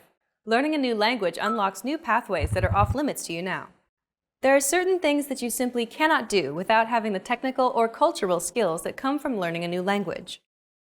Like working or living in another country. Knowing another language provides you with greater job opportunities. You have the freedom to move to another country halfway around the world and earn a living, or even better yet, build a career from it, instead of just being stuck in one place. Language allows you to visit or live in places that you may never have even considered going. Knowing another language simply gives you more options to choose from. And learning a new language can help you to be more open-minded and see the world from a new perspective. Language and culture go hand in hand. The world is a big place, and by broadening your understanding of other cultures, it allows you to be more empathetic and understanding of the many different ways that people live their lives. With language, you're able to see and experience more, which helps you grow as a person. Learning a new language also improves your memory. Several studies have consistently shown that those who study another language have improved memory as opposed to those who didn't. Learning another language also keeps your brain healthy by significantly delaying the onset of Alzheimer's and dementia. This difference can be as much as 4 to 5 more years of quality life. And those are just some of the reasons you should learn another language. The list just goes on and on. Now you know the benefits of studying another language, but why should you learn Hebrew in particular? Well, do you know the Bible? That was written in Hebrew. One of the best reasons for learning Hebrew is to gain access to ancient texts in their original language. The Old Testament of the Bible was written in Biblical Hebrew. By learning modern Hebrew, you can begin to understand what the original writers intended in these complex texts. These ancient words take on new meaning when you know the word in Hebrew. Speaking of history, modern Hebrew made history when it became a spoken language after 2,000 years of only being used for prayer and in religious texts. That's right, Hebrew is unique in this way. In the late 1800s and the early 1900s, a man called Eliezer ben Yehuda worked hard to revive Hebrew as a spoken language. By learning Hebrew, you can be a part of this unique movement of history. Today, Israel is a leader in the area of high-tech industry. And this means there are many jobs and business opportunities in tech in Israel. Although most Israelis speak English, learning Hebrew will help you communicate in an effective way with Israelis. There are many times knowing the language and culture of Israel will give you an advantage when making a business deal or finding work in Israel. Another reason to learn Hebrew is to better understand politics in the region. There is quite a lot going on in the Middle East right now. Learning Hebrew will help you understand Israeli politics and perspective. You'll be able to read Israeli newspapers and watch Israeli news and learn about this intense region in a new way. There are so many reasons to learn Hebrew. Okay then, we've talked about why you should start learning a language and why you should start learning Hebrew, but how should they get started, Edith? Well, it's as simple as learning your first word in Hebrew and building up from there. The good news is that you already know some Hebrew. Hallelujah, chutzpah, hummus. These are words that have made their way into English, but the reverse is also true. Many English words have also made their way into Hebrew. In fact, for many modern technologies, like telephone or television, the word most often used in Hebrew is derived from English. Telephone, televizia, autobus. So there are many words you already know in Hebrew. Let's teach you something that you might not know, but is very useful. Toda. It means thank you in Hebrew. That's a useful phrase. Can you tell us more about these characters, though? Sure. In Hebrew, you use the Hebrew alphabet. Once you learn the letters and their sounds, it's actually pretty easy to read. Most letters in Hebrew represent a consonant sound, but we also use a system of dots to represent vowels. These vowel dots are called nikud. When you're learning to read, you read texts with the vowel dots. As you get better, you read the letters without the dots. Isn't that a little confusing? No, it's actually easier than it looks. Hebrew is a systematic language, and the vowel sounds will be clear from the structure of the word. This is toda with the vowel dots, toda. And this is toda without the vowel dots, toda. You'll learn the Hebrew writing system eventually, but for now, let's put up some romanization to help you get started. The romanization will make it easier for you to learn Hebrew until you learn to read the letters yourself. That certainly makes things much easier to learn. Well, okay then. Now listen and repeat after Edith. Toda, Now you try. toda, Your turn again. toda. Well done. Now you know how to say thank you in Hebrew. We've covered a lot of things already, so why don't we wrap up the first lesson and recap what we've learned. In this lesson, you learned that studying another language has many benefits, such as providing new job and business opportunities. The Hebrew language has a unique history, and learning Hebrew will open up a new aspect of history for you. And to say thank you in Hebrew, it's Toda. In the next lesson, we're going to demystify Hebrew pronunciation by taking a look at the sounds of Hebrew. So be sure to watch the next video. See you in the next lesson. Bye! Bye!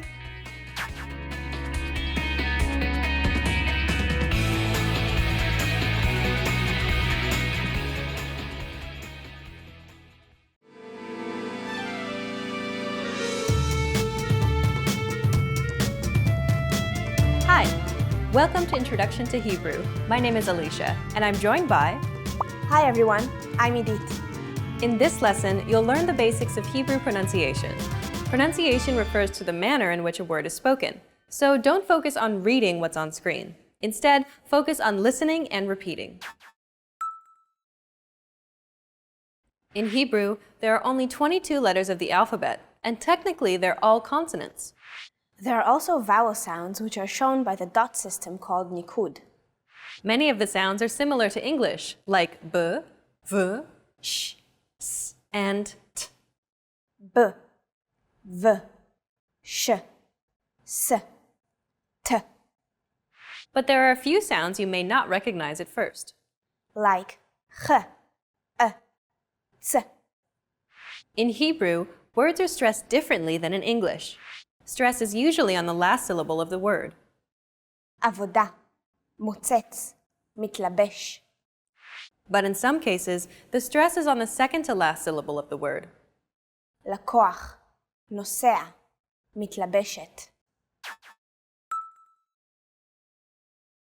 Letters produce consonant sounds. These sounds are combined with vowel sounds indicated by the nikud.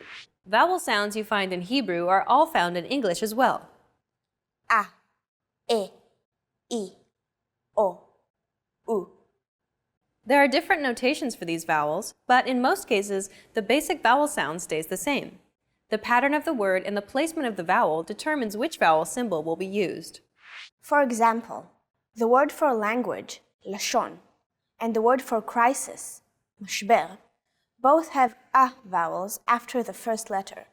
But because of the way the word is constructed, the vowels are notated differently. Some letters have two sounds, depending on if there's a stress on the consonant or not. Bet is both b and v. Kaf is both k and ch. Pei is both p and f. There is also one other letter that changes sound according to the dot above it. That's shin and sin. It makes the sh sound when the dot is on the right, and the s sound when the dot is on the left. The most daunting group of letters are the guttural letters. A, h, ch, a, r. 3 of these letters are pronounced deep in the throat.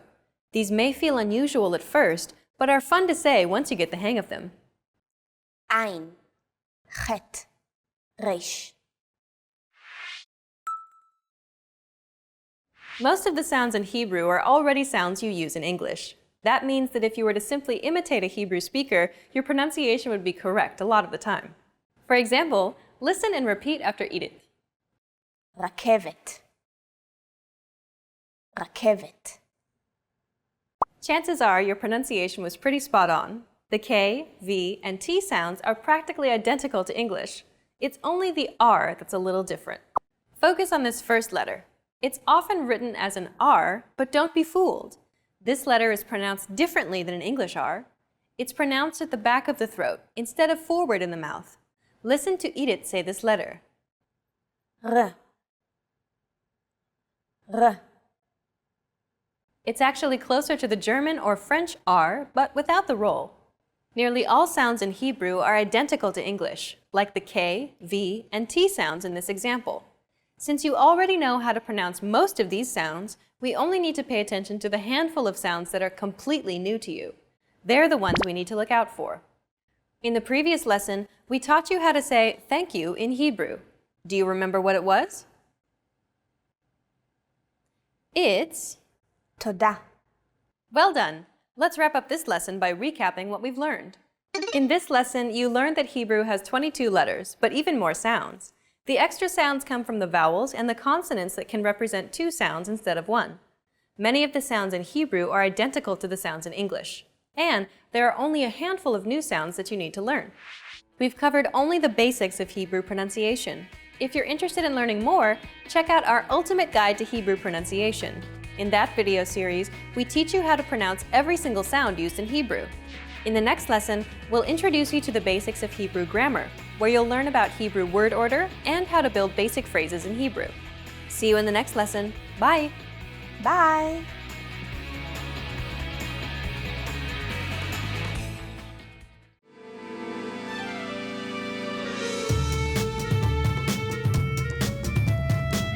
Hi! Welcome to Introduction to Hebrew. My name is Alicia, and I'm joined by... Hi everyone, I'm Idit. In this lesson, you'll learn the basics of Hebrew grammar. Word order refers to the order in which words are structured to form a sentence in a given language. The first thing you must remember when reading Hebrew is that it's read from right to left. Consider the English sentence, he ate an apple. But first, let's remove the article an here for simplicity. So we're just left with he ate apple. The basic word order for English is subject, verb, object, or SVO for short. If we break down the English sentence, he ate apple, we can see that the subject he is presented first, followed by the verb ate. And then finally, the object apple is positioned last. This is the basic word order for sentences in English. Now let's compare that same sentence. He ate an apple in Hebrew. Hu achal tapuach. In Hebrew, you only need an article for definite articles. Here we have only an indefinite article, so we don't need a word like a or an. If we break down the Hebrew sentence, we get the subject, hu, meaning he. Then comes the verb, achal, meaning ate. And finally, we have the object, tapuach, meaning apple. The word order for Hebrew is the same as English, subject, verb, object, or SVO for short. In Hebrew, for simple sentences with a verb, the order is the same as in English. Word order varies in Hebrew for emphasis and in more complicated sentences. You don't have to worry about that until you learn the basics. For now, use the basic subject, verb, object form when making sentences in Hebrew. Okay, let's move on to the next section. In Hebrew, you want to begin with the subject of your sentence. Let's start with the pronoun I. In Hebrew, that's ani. Next, you need your verb. In the present tense, there are 4 forms for verbs according to masculine plural, and feminine plural. When your subject is I, the verb is conjugated either in masculine or feminine, depending on who is talking. Using the verb to love, le'ehov, as an example, the masculine is ohev, and the feminine is ohevet. So, what do we have so far? I'm a woman, so I would use the feminine, ani ohevet. The last thing we need is an object, something you love. How about dogs? Klavim, ani ohevet klavim. I love dogs. If I were a man, I would say, ani ohev klavim. So, it's as simple as that, and very similar to English.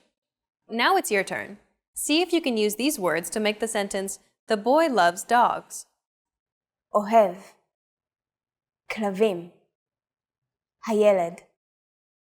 Did you succeed? First, you need the subject, the boy.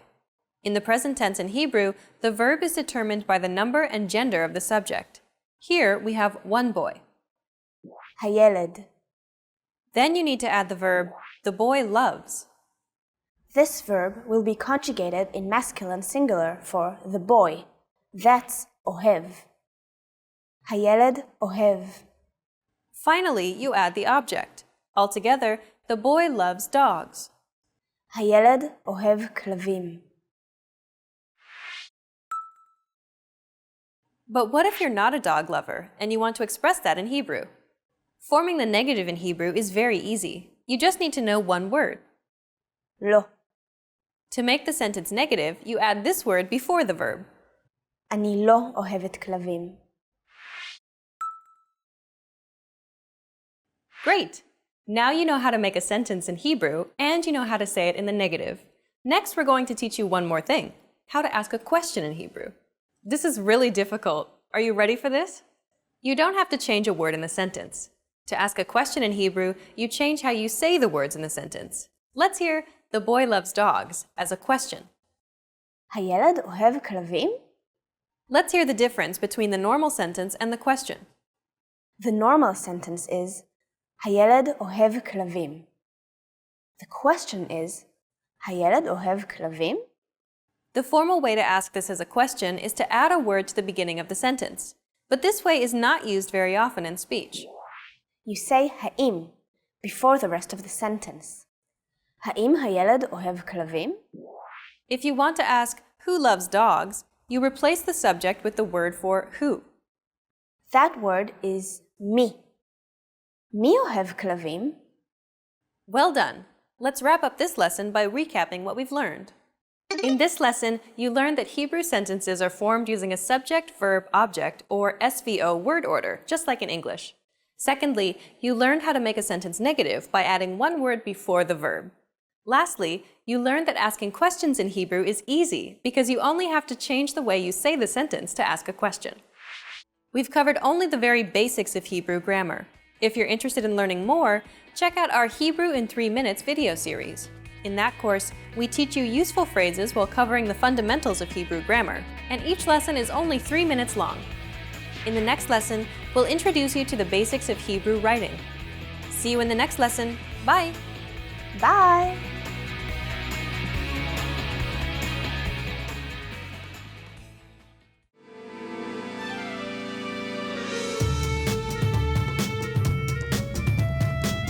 Hi! Welcome to Introduction to Hebrew. My name is Alicia, and I'm joined by... Hi everyone, I'm Edith. In this lesson, you'll learn the basics of Hebrew writing. In Hebrew, we use 2 different scripts, one for print and one for handwriting.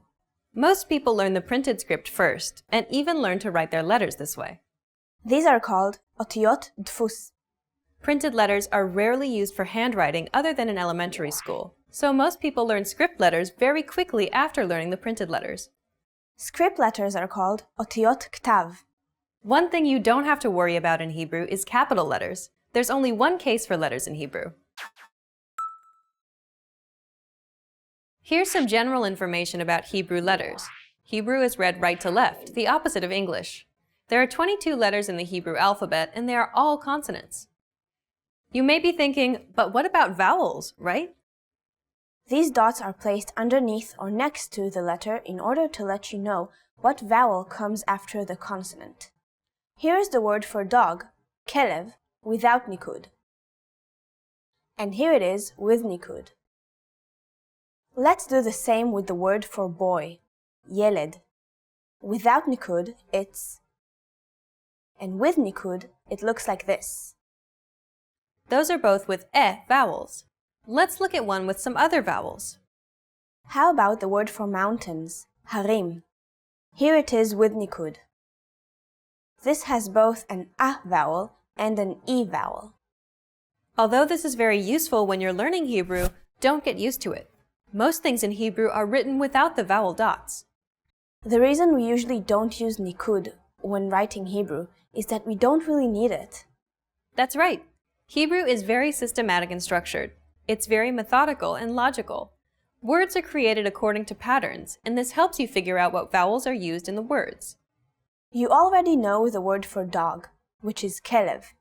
Next time you see this word, you don't need to see the vowels because you know they are there. You'll have to rely on what you've learned. There are some letters in Hebrew that will indicate what vowels are present. These letters are technically consonants, but can behave like vowels. Aleph, Hey, Vav, Yud, Ain. For example, the letter Hey often ends a word with an A or an E sound, like in the words Laila, for night, and Boneh, the masculine singular form for build. There are 5 letters that change form when they're at the end of a word, but they're still the same letter. Chaf, Chaf sofit. Mem, Mem sofit. Nun, Nun sofit. Pei, Pei sofit. Tzadi, tzadi sofit. Here's an example of how this works. The letter mem looks like this in the beginning or middle of the word, mem, like in the word for stage, bama. When it comes in the end, it looks like this, mem, like in the word for the sea, yam. 3 letters can have 2 different sounds depending on whether they are in a stressed position or not. Bet is both b and v. In the word bama, or stage, it makes a b sound, and in the word for dog, or kelev, it makes a v sound. Chaf is both k and ch. For this example, we can use the word for dog again. In kelev, this letter makes a k sound. And in the word for correct, which is nachon, it makes a ch sound. This letter also has a special end form that looks like this. When it comes at the end of the word, like chiyuch, the word for smile, it's always pronounced ch. Pei is both p and f.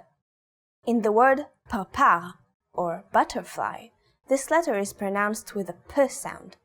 In the word for book, or sefer, it's pronounced with a f sound. There are also 6 pairs of letters that at one point in history had different sounds, but today sound very similar. Aleph and Ein, Bet and Vav, Chet and Chaf, Tet and Taf, Kaf and Kuf, Samech and Sin. For example, the words telephone, meaning telephone, and tshuva, meaning answer, begin with 2 different letters of the alphabet, but you would never know that unless you saw them written. One interesting aspect of the Hebrew alphabet is the letters also represent numbers. Aleph represents the number 1. Bet represents the number 2, and so on. When you get to the number 10, or Yud, we add the first 9 letters to it to represent 11 through 19. The letters can be combined to create numbers into the hundreds and thousands. You can find the first 10 letters used as numbers in many day-to-day contexts. For instance, Sunday is often referred to as Yom Aleph, or Day 1. The first semester in university is called Semester Aleph. Okay, let's wrap up this lesson by recapping what we've learned. In this lesson, you learned that there are 2 different scripts used to write Hebrew, printed script and written script. Hebrew is written and read from right to left. All 22 letters of the Hebrew alphabet are consonants. There are also vowels in Hebrew, and these are written with a dot system.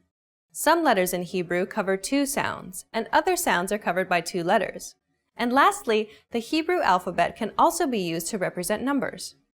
If you want to learn more, check out our Learn Hebrew Writing video series.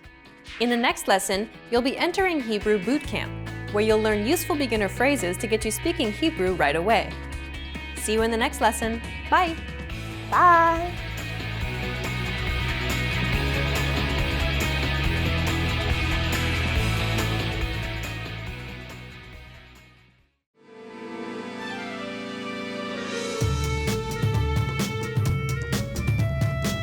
Hi! Welcome to Introduction to Hebrew. My name is Alicia, and I'm joined by... Hi everyone, I'm Edith. In this lesson, we'll focus on teaching you the most useful Hebrew words and phrases for absolute beginners. Make sure you're repeating the words out loud after I say the examples. Are you ready? Let's get started. The best phrase to learn when studying a new language is one that expresses gratitude and appreciation. If you had to learn only a single phrase, this would be it. We taught you this phrase in the first lesson of this series. Do you remember what it was? Toda. It means thank you. Keep repeating after eat it until you get it. Toda. Your turn. Toda. Toda. But what if you want to express even greater thanks, like in English when you say thank you very much? Then you would add a rabba after the toda. Altogether, it's Toda rabba. The next phrase we'll teach you is perhaps the second most useful phrase of all. It's to apologize or to excuse yourself. סליחה. It means excuse me or I'm sorry. סליחה. Use this phrase when you want to grab a waiter's attention or when you're hustling through the busy streets of Tel Aviv. סליחה. Your turn. סליחה. Imagine you're on the street and you want to stop someone to ask them for directions. What do you say? סליחה. Okay, one last time. סליחה. Now you can say thank you very much, excuse me, and I'm sorry in Hebrew. Let's move on. Asking where something is an incredibly important and useful phrase to learn. You're going to need this when asking where the bathroom, the train station, or where the hotel is. To ask where something is, put the Hebrew word for where first, and then add the place you want to find. איפה. That's Hebrew for where. For example, if you want to ask, where is the bathroom? איפה השירותים? For the train station, it'll be, איפה תחנת הרכבת? and so on. You can ask where something is by starting with, איפה. You might have noticed that this sentence is a few words shorter than the English equivalent. Well, that's because in Hebrew, we don't have a word for is, and the word for the is connected to the noun. So in the sentence, איפה השירותים, you're actually saying, where the bathroom? So that makes it a little simpler. You only need to know the word for where איפה. and the destination you want to get to. Let's practice these two sentences again. First is, where is the bathroom? איפה השירותים? Your turn. איפה השירותים? The second word of this sentence is the word we use for bathroom in Hebrew. שירותים. Technically, this word means services. Okay, now let's teach you some vocabulary so that you can use it in the sentence. Here are some of the most common words you'll need to learn. בית מלון. Hotel. בית מלון. איפה בית המלון? If you ask someone this question, they'll direct you to the closest hotel. If you'd like to ask where a specific hotel is, like Hilton, for example, simply place the name after hotel. בית מלון. בית מלון הילטון. איפה בית המלון הילטון? Next, מכולת. convenience store. מכולת. איפה המכולת? Our second example sentence was, where is the train station? איפה תחנת הרכבת? The second word in this sentence means station, and the last word means train. איפה תחנת הרכבת? Your turn. איפה תחנת הרכבת? You can substitute almost anything and simply start with איפה. to ask where something is in Hebrew. In this final lesson, you learned how to say thank you, excuse me, I'm sorry, and how to ask where something is in Hebrew. And in this series, we introduced you to the basics of Hebrew pronunciation, grammar, writing, and more. Let's conclude with some parting advice from Edith. Listen to some of her tips on how to learn Hebrew from a native Hebrew speaker's perspective. The best way to learn Hebrew, particularly if you want to improve your communication skills, is to watch and study contemporary Hebrew videos. That's because we often use expressions in daily conversations that aren't necessarily introduced in grammar textbooks. The biggest mistake that I see learners make is stressing too much about making the guttural letter sounds.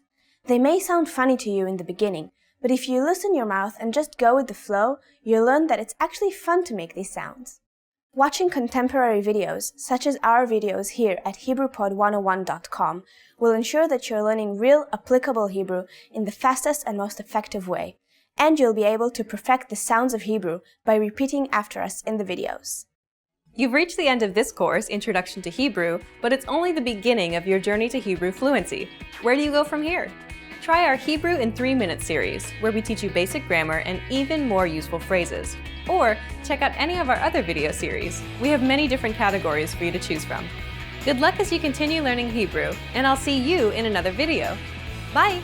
Bye!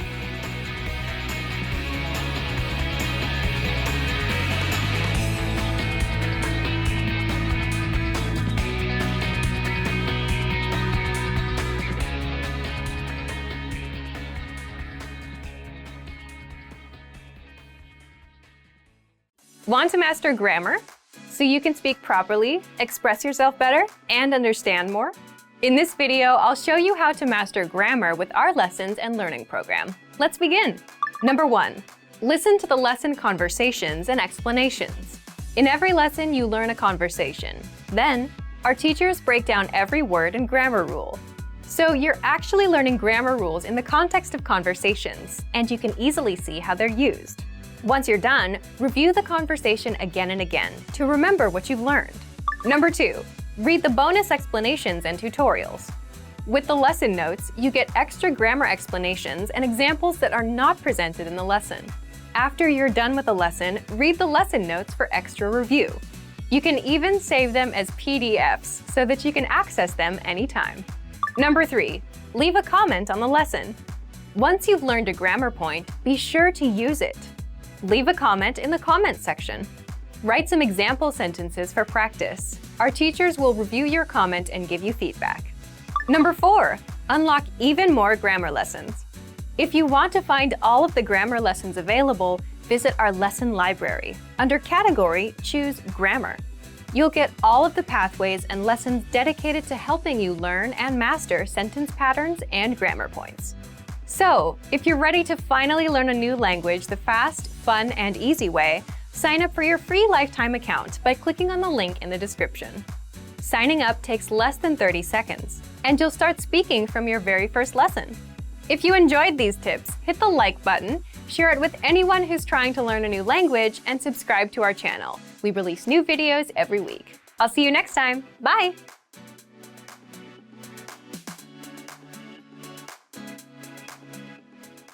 Hi everyone, my name is Yara, and today we're going to do top Hebrew phrases. These are very useful phrases you're going to hear a lot when you come to Israel, so make sure to memorize them. Okay, let's start. Shalom. Hello. Shalom literally means peace, but we use it also as a greeting. Shalom. Ma nishma? How are you? That's a very casual way of asking how are you, and it literally means what is heard. Like what have you been up to? What's going on with you? Ma nishma? Toda. Thanks. And probably the only way to say it, we don't have like thanks or thank you, it's just toda. Bevakasha. Please. Bevakasha, it means please, but it can also mean there you go. So you can say, אפשר לקבל מים בבקשה? Can I have water, please? And when you give someone water, you can also say, בבקשה. There you go. סליחה. Excuse me. It means excuse me or sorry. So when you like push through people in the bus, you can go, סליחה, סליחה, סליחה. But when you step on someone on the bus, you can also say, אוי, סליחה, I'm sorry. להתראות. See you. It literally means to see each other again. So it's like, to see each other again. להתראות. It's also very casual. בסדר. Okay. This is a very, very useful word. You can say it when someone asks you, how are you? בסדר.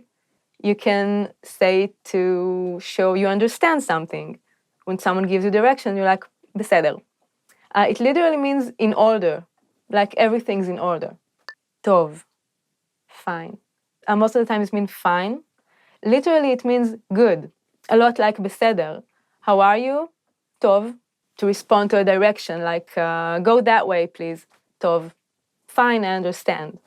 על לא דבר. You're welcome. We use it as you're welcome, and it literally means, oh, for nothing. Thank you. Oh, על לא דבר. It was nothing. It's maybe a bit more formal than בבקשה. Most of the times when people say תודה, you answer בבקשה. You can also answer על לא דבר. It's pretty much the same, though בבקשה is a bit more common. בוקר טוב. Good morning. בוקר טוב, which literally means good morning, and you obviously use it in the morning. בוקר טוב. לילה טוב. Good night.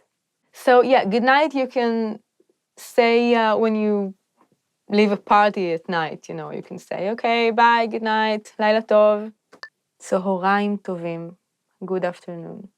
צהריים טובים. Good afternoon. You can definitely say that, but you don't hear it that often. It literally means good noon. מה שמך? What's your name? For a male, it would be מה שמך. For a female, מה שמך? What is your name? You can also ask איך קוראים לך? Which literally means how are you called? And this is the most common way to ask. נעים להכיר. Nice to meet you. Literally, I guess it would mean pleasant. It is pleasant to meet you. And you can say נעים להכיר אותך for a woman, or נעים להכיר אותך for a man. איפה? Where? איפה התחנה? Where is the station? איפה is very important. You should memorize this one. אני מבין.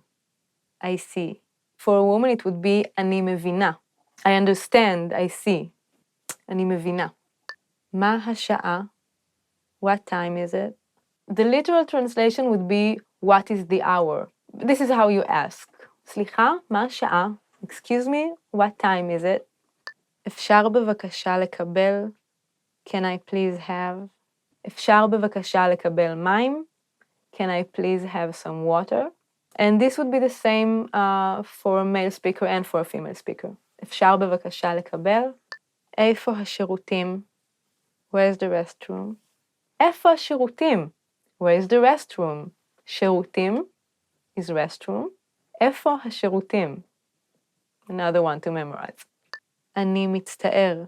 I am sorry. אני מצטער. Or for a female speaker, אני מצטערת. אני מצטערת להפריע. I'm sorry to interrupt. כן. Yes. You can use it in any way you use yes. Yeah, use it. Be positive. לא. No. I like this word. It has a fun sound, and it was my sister's first word. לא. No. בא לי.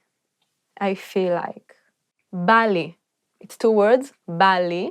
And it means I feel like, I want. And you can also use it as a negative. בא לי גלידה. I feel like ice cream. I want ice cream. לא בא לי ללכת לבית הספר. I don't feel like going to school. So it's very useful. Children use it a lot, but grown-ups use it too. די. Enough. Stop. It sounds really bad, but it's harmless. It means enough or stop. When someone is like bugging you, poking you, like, די. Stop it. Enough. Yeah. כמה זה עולה? How much is it? כמה זה עולה? How much is it? How much does it cost? מעולה. Awesome. Great. I guess maybe the Hebrew equivalent of the word awesome, it's מעולה. The masculine form is מעולה and the feminine is מעולה. Like, ההופעה הזאת מעולה. This show is awesome. It's great. איך היה הטיול? היה מעולה. How was the trip? It was מעולה. Great, awesome.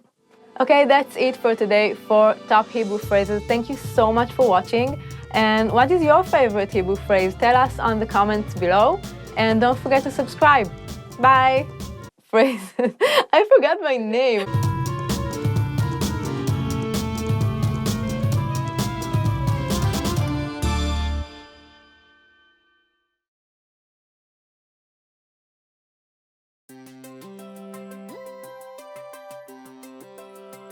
Hi everyone, I'm Alicia. Welcome to Conversational Phrases.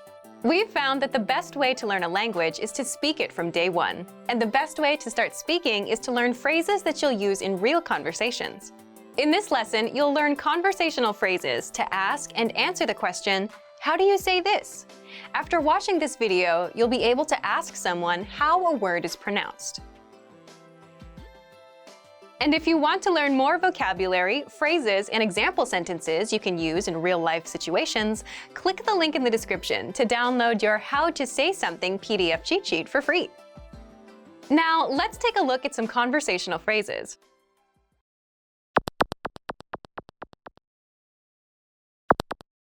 Listen to the dialogue. איך אומרים את זה?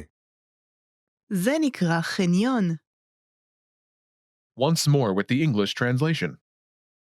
איך אומרים את זה? How do you say this? זה נקרא חניון. It's parking lot. First of all, you'll need to learn how to say, how do you say this? That's, איך אומרים את זה? listen to it again. איך אומרים את זה?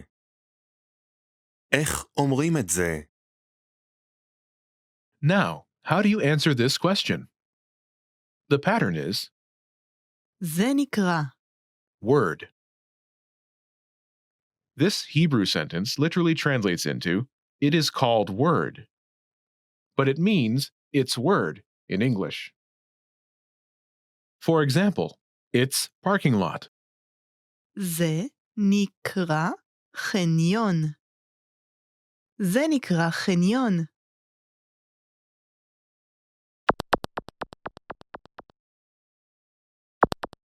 Here are a few useful words you can use with the same pattern. Parking lot, חניון. חניון. morning, בוקר. בוקר. travel, נסיעה. נסיעה. invasion, פלישה. פלישה.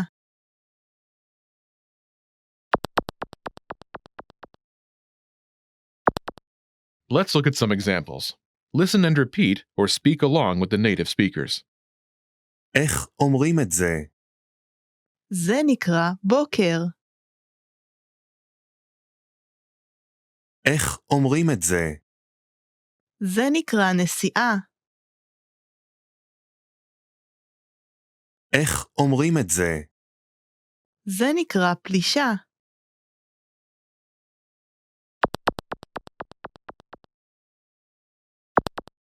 Okay, now it's your turn. Do you remember how to say, how do you say this?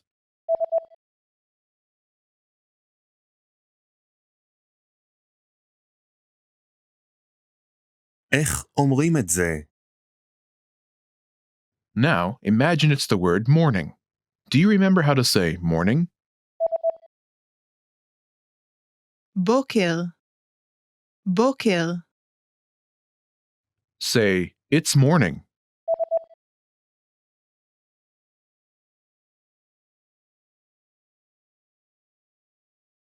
זה נקרא בוקר. Now, answer the question saying it's morning. איך אומרים את זה?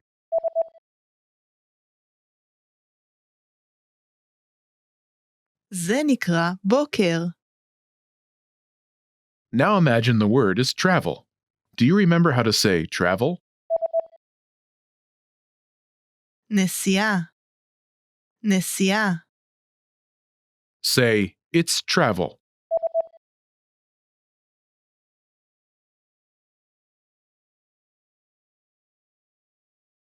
זה נקרא נסיעה. Now, answer the question saying it's travel. איך אומרים את זה?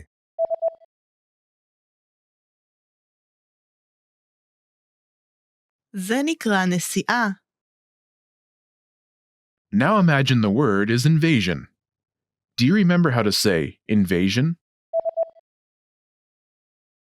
פלישה. פלישה. Say, it's invasion.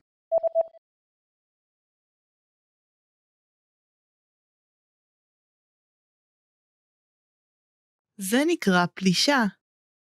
Now answer the question saying it's invasion. איך אומרים את זה?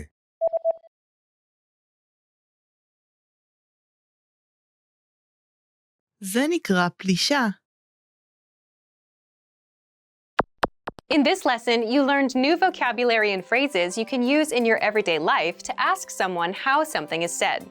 You are now able to ask how to say something like a native speaker. Start by practicing in the comments below. Tell us, which word do you think is the hardest to pronounce? Lastly, don't forget to click the link in the description and download your PDF cheat sheets. You'll get useful phrases you need for everyday life for free. See you in the next lesson. Bye!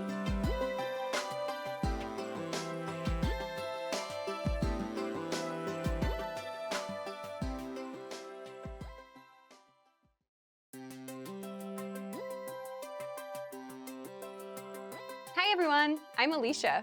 Welcome to Conversational Phrases. We've found that the best way to learn a language is to speak it from day one. And the best way to start speaking is to learn phrases that you'll use in real conversations. In this lesson, we'll learn conversational phrases to answer the question, what's your favorite number? After watching this video, you'll be able to say many numbers and ask someone their favorite number. And if you want to learn more vocabulary, phrases, and example sentences you can use in real-life situations, click the link in the description to download your Talking About Numbers PDF cheat sheet for free. Now, let's take a look at some conversational phrases.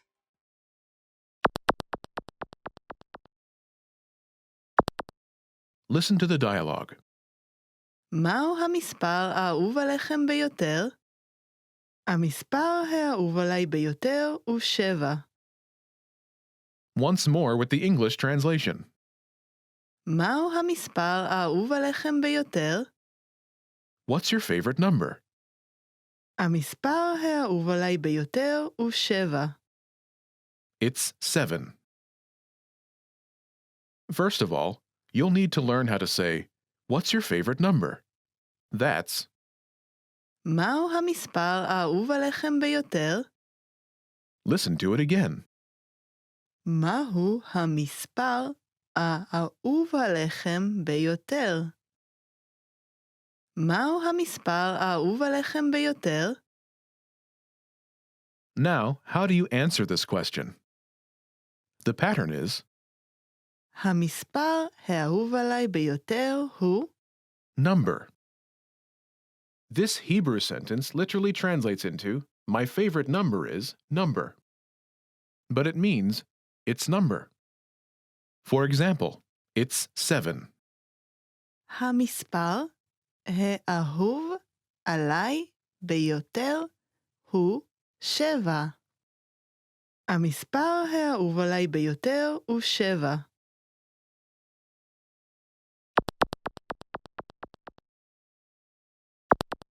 Here are a few more numbers you can use with the same pattern. 7, 7. 7. 2, 2. 2. 4, 4. 4. 9, 9. 9.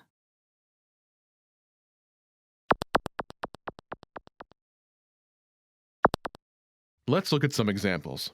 Listen and repeat or speak along with the native speakers. מהו המספר האהוב עליכם ביותר?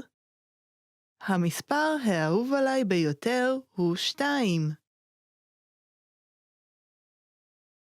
מהו המספר האהוב עליכם ביותר? המספר האהוב עליי ביותר הוא 4. מהו המספר האהוב עליכם ביותר? המספר האהוב עליי ביותר הוא 9.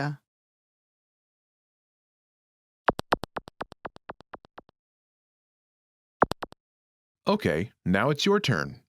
Do you remember how to say, what's your favorite number?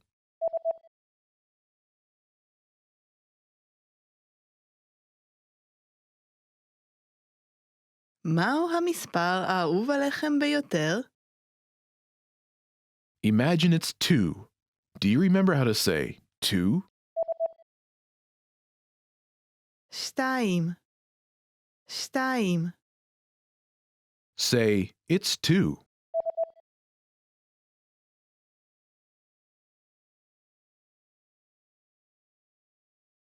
המספר האהוב עליי ביותר הוא 2. Now answer the question saying, it's 2. מהו המספר האהוב עליכם ביותר?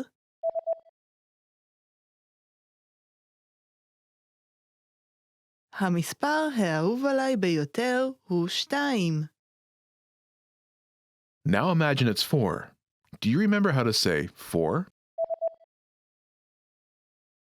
4. 4. Say, it's 4.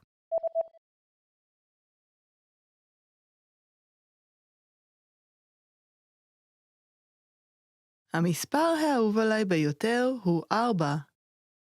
Now, answer the question by saying it's 4. מהו המספר האהוב עליכם ביותר?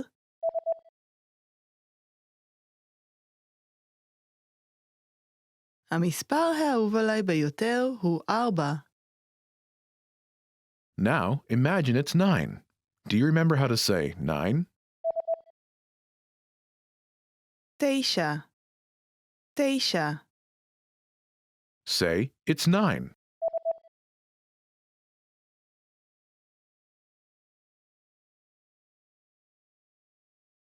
המספר האהוב עליי ביותר הוא 9. Now, answer the question saying it's 9. מהו המספר האהוב עליכם ביותר?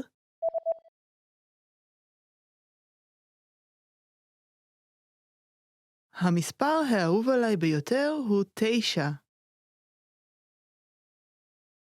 In this lesson, you learned number-related phrases you can use in your everyday life to talk about numbers. You are now able to count like a native speaker. Start by practicing in the comments below. Tell us your favorite number. Lastly, don't forget to click the link in the description and download your PDF cheat sheets. You'll get useful phrases you need for everyday life for free. See you in the next lesson. Bye!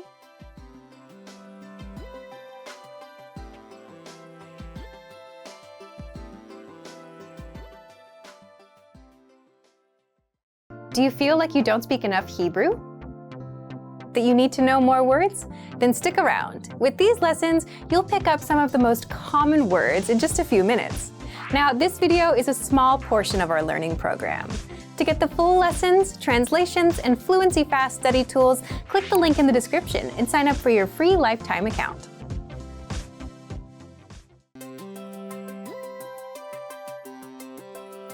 Hi everyone, I'm Alicia. Welcome to Conversational Phrases. In this lesson, you'll learn how to ask the question, when is your birthday? After watching this video, you'll be able to ask and answer about the date of an event. Now let's take a look at some conversational phrases. Listen to the dialogue. מתי יום ההולדת שלך? ב4 למרץ. Once more with the English translation. מתי יום ההולדת שלך? When is your birthday? ב4 למרץ. It's on March 4th. First of all, you'll need to learn how to say, when is event? The pattern is מתי event. This Hebrew sentence literally translates as, when event, but it means, when is event? For example, when is your birthday? מתי יום ההולדת שלך? מתי יום ההולדת שלך? Now, how do you answer this question? ב4 למרץ. Listen to it again. ב4 למרץ. ב4 למרץ. This Hebrew sentence literally translates as, in the 4th of March. But it means, it's on March 4th.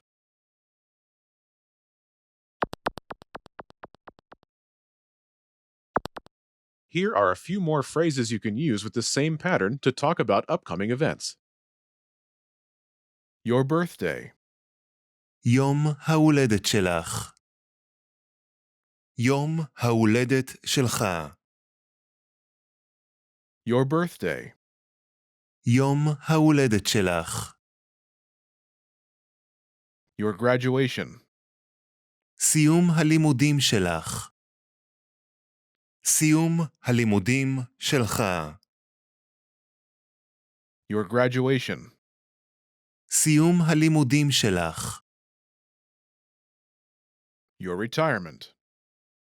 הפרישה לפנסיה שלך. הפרישה לפנסיה שלך. Your retirement. הפרישה לפנסיה שלך. Your trip. הטיול שלך. הטיול שלך. Your trip. הטיול שלך.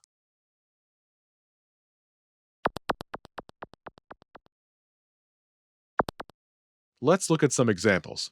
Listen and repeat or speak along with the native speakers. מתי סיום הלימודים שלך? ב4 למרץ. When is your graduation? מתי סיום הלימודים שלך? It's on March 4th. ב4 למרץ. מתי הפרישה לפנסיה שלך? ב4 למרץ. When is your retirement? מתי הפרישה לפנסיה שלך? It's on March 4th. ב4 למרץ. מתי הטיול שלך? ב4 למרץ. When is your trip? מתי הטיול שלך? It's on March 4th. ב4 למרץ.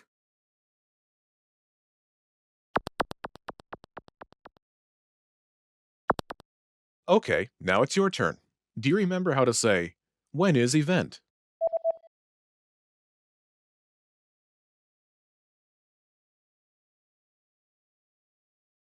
מתי? Event. And how do you say, it's on March 4th?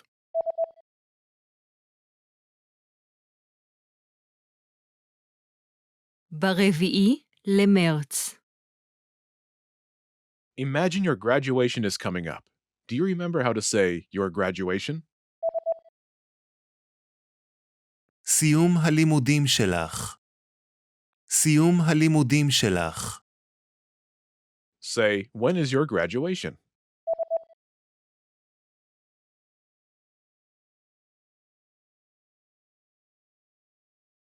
מתי סיום הלימודים שלך? Now ask and answer the question, saying your graduation is on March 4th.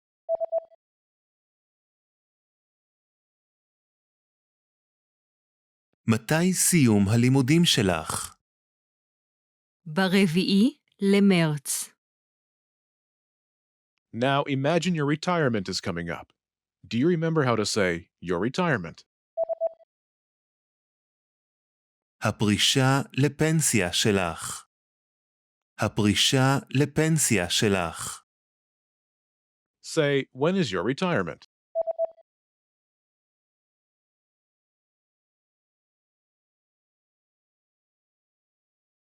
מתי הפרישה לפנסיה שלך? Now ask and answer the question, saying your retirement is on March 4th.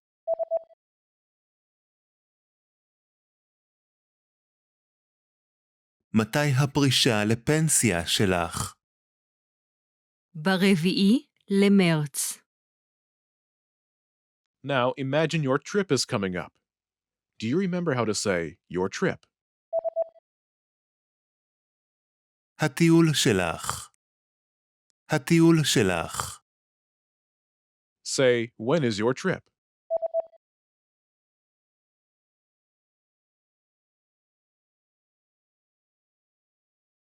מתי הטיול שלך? Now ask and answer the question, saying your trip is on March 4th.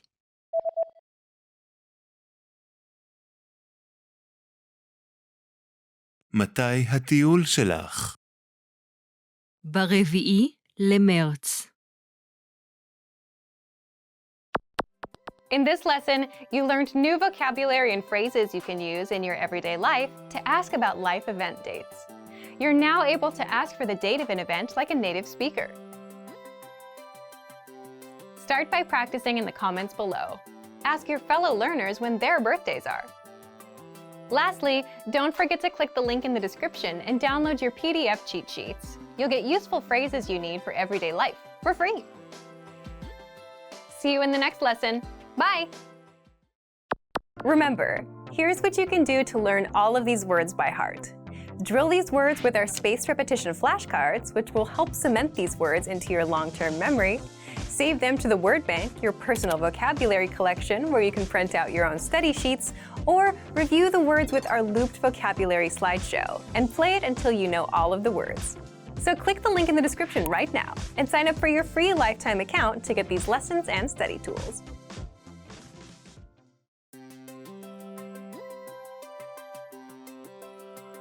Hi everyone, I'm Alicia. Welcome to Conversational Phrases. We've found that the best way to learn a language is to speak it from day one. And the best way to start speaking is to learn phrases that you'll use in real conversations. In this lesson, we'll learn conversational phrases to answer the question, what kind of movies do you like? After watching this video, you'll be able to talk about movies and ask other people about their favorite kinds of movies. And if you want to learn more vocabulary, phrases, and example sentences you can use in real-life situations, click the link in the description to download your Talking About Movies and TV PDF cheat sheet for free. Now, let's take a look at some conversational phrases.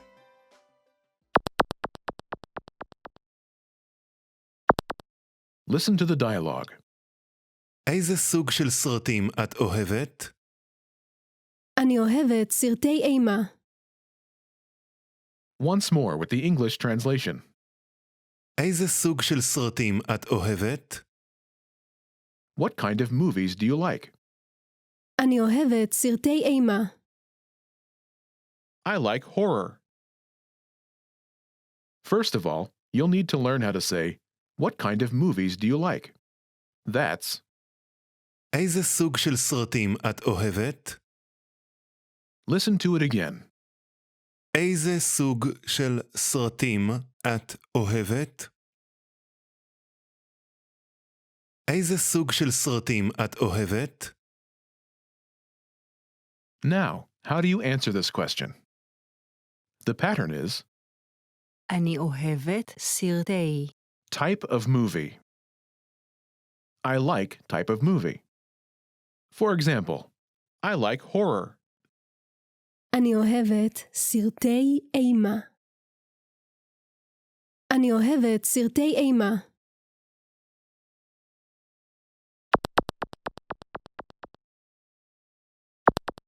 Here are a few more kinds of movies you can use with the same pattern to talk about movies. Horror, אימה, אימה,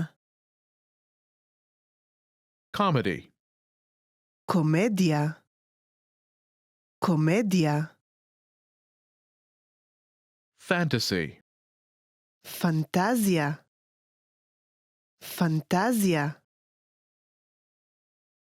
romance, דרמה, דרמה.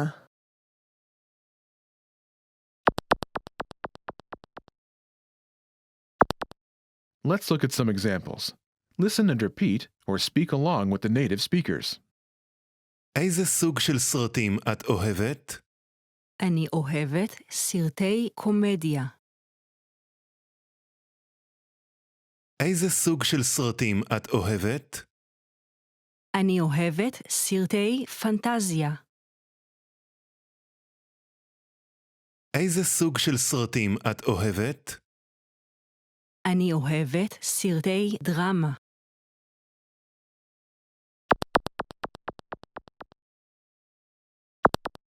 Okay, now it's your turn. Do you remember how to say, what kind of movies do you like?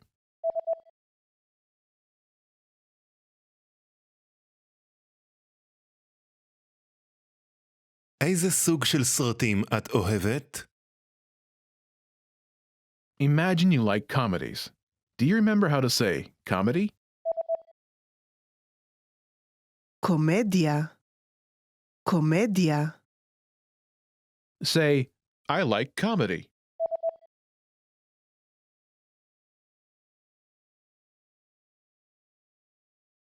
אני אוהבת סרטי קומדיה. Now answer the question saying that you like comedies. איזה סוג של סרטים את אוהבת?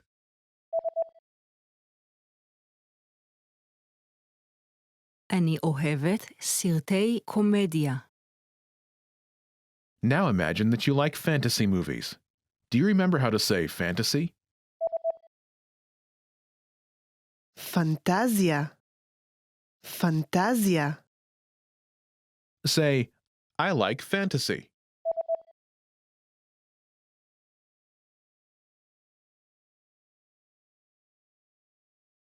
אני אוהבת סרטי פנטזיה. Now, answer the question saying you like fantasy movies.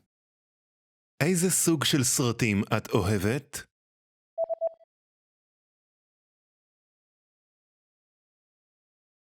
אני אוהבת סרטי פנטזיה. Now imagine you like romantic movies. Do you remember how to say romance? דרמה. דרמה. Say, I like romance.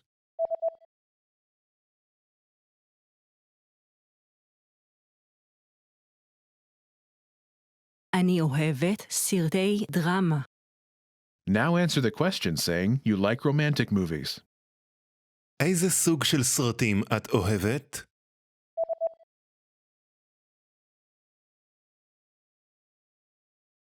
אני אוהבת סרטי דרמה. In this lesson, you learned new vocabulary and phrases you can use in your everyday life to talk about movies. You are now able to talk about types of movies like a native speaker. Start by practicing in the comments below. Tell us what your favorite kind of movie is. Lastly, don't forget to click the link in the description and download your PDF cheat sheets. You'll get useful phrases you need for everyday life for free. See you in the next lesson. Bye!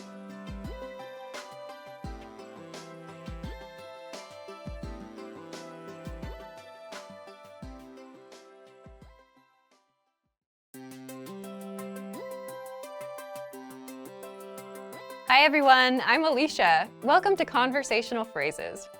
We've found that the best way to learn a language is to speak it from day one. And the best way to start speaking is to learn phrases that you'll use in real conversations. In this lesson, you'll learn conversational phrases to use when talking on the phone. After watching this video, you'll be able to ask for someone on the phone and to put someone on hold. And if you want to learn more vocabulary, phrases, and example sentences you can use in real-life situations, click the link in the description to download your Making a Phone Call PDF cheat sheet for free. Now, let's take a look at some conversational phrases.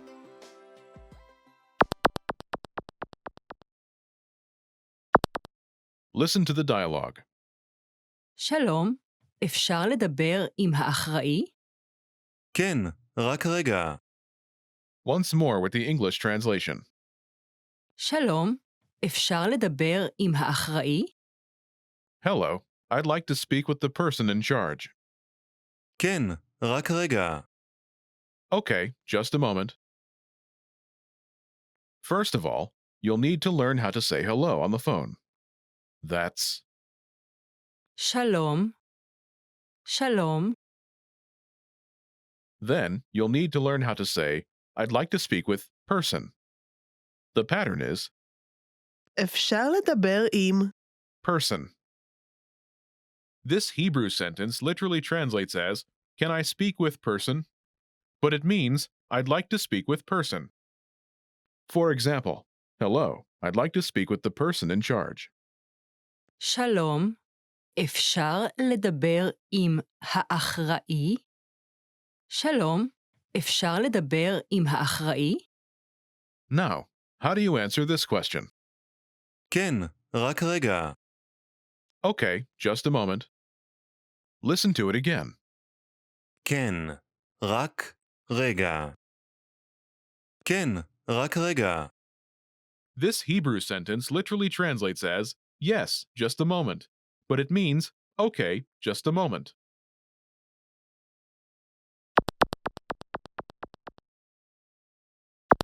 Here are a few more phrases you can use with the same pattern to talk on the phone. The person in charge. האחראי. האחראי. A sales representative. סוכן מכירות. סוכן מכירות. The manager. מנהל. מנהל. Customer service. שירות לקוחות. שירות לקוחות.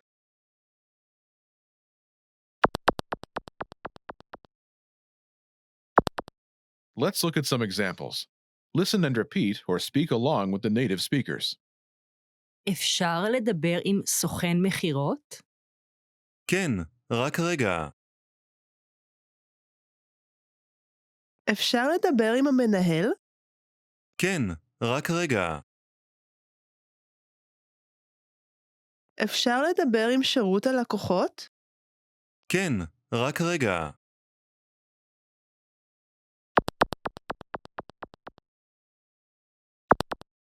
Okay, now it's your turn. Do you remember how to say, I'd like to speak with person?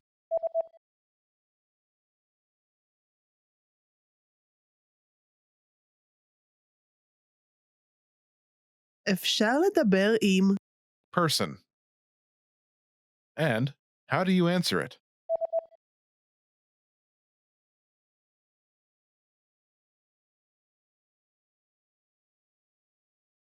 כן, רק רגע. Imagine you want to talk to a sales representative. Do you remember how to say, a sales representative? סוכן מכירות. סוכן מכירות. Say, I'd like to speak with a sales representative.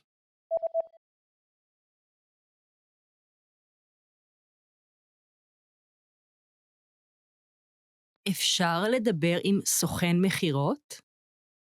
Now say you want to talk to a sales representative and answer it.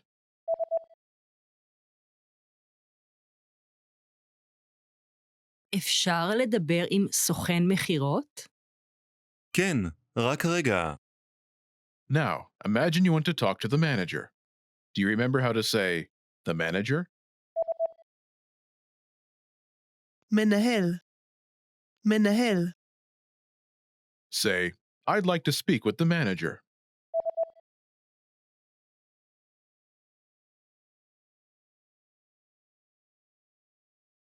אפשר לדבר עם המנהל? Now say you want to talk to the manager and answer it.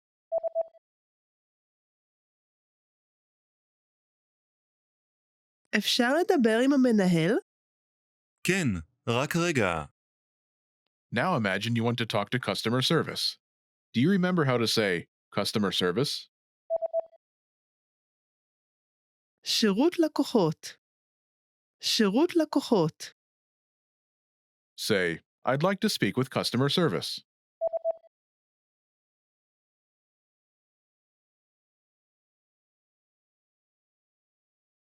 אפשר לדבר עם שירות הלקוחות? Now say you want to talk to customer service and answer it.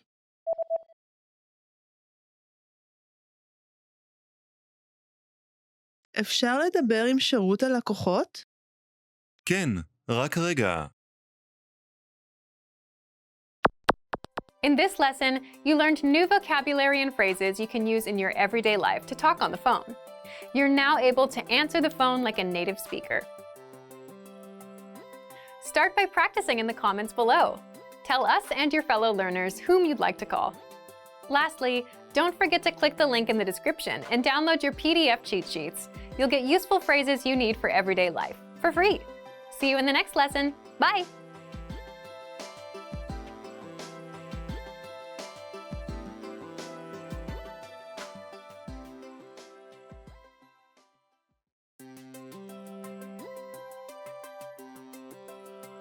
Hey everyone, Alicia here. Welcome to Conversational Phrases. We've found that the best way to learn a language is to speak it from day one. And the best way to start speaking is to learn phrases that you'll use in real conversations. In this lesson, we'll learn conversational phrases to answer the question, what's the matter? After watching this video, you'll be able to make complaints and ask someone else if they're having any issues. And if you want to learn more vocabulary, phrases, and example sentences you can use in real-life situations, click the link in the description to download your Making Complaints PDF cheat sheet for free. Now let's take a look at some conversational phrases.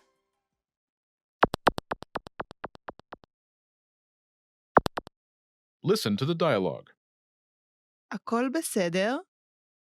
המשרד חם. Once more with the English translation. הכל בסדר? What's the matter? המשרד חם. The office is hot. First of all, you'll need to learn how to say, what's the matter? That's, הכל בסדר? listen to it again. הכל בסדר?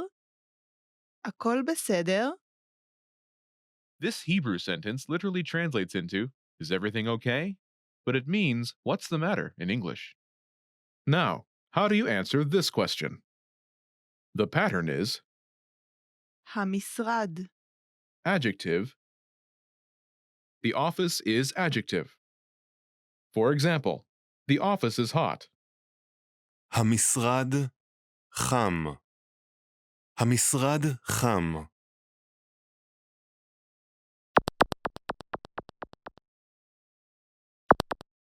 Here are a few more examples you can use with the same pattern to make complaints.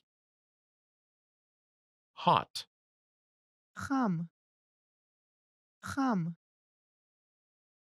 cold, קר. קר. noisy, רועש. רועש. dirty, מלוכלך. מלוכלך.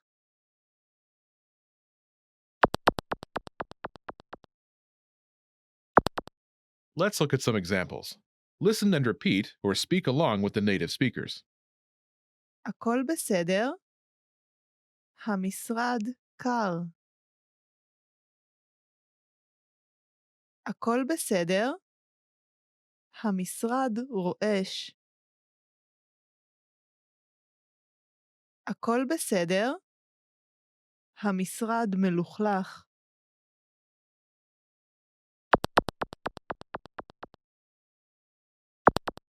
Okay, now it's your turn. Do you remember how to say, what's the matter?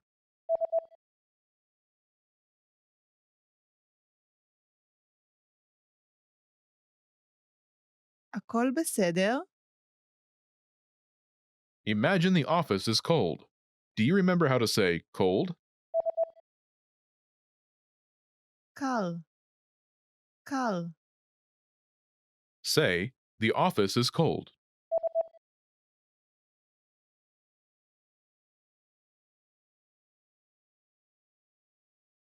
המשרד קר.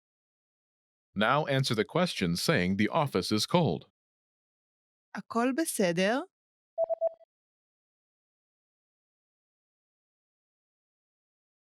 המשרד קר. Now imagine the office is noisy. Do you remember how to say noisy? רועש. רועש. Say, the office is noisy.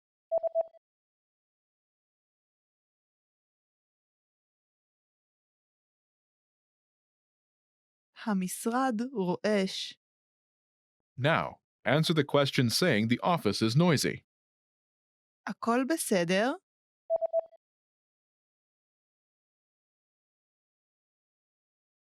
המשרד רועש.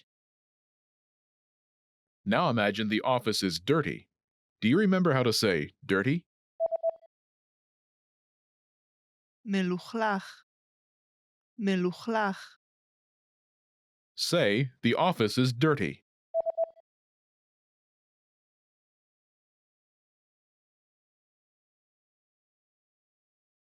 המשרד מלוכלך.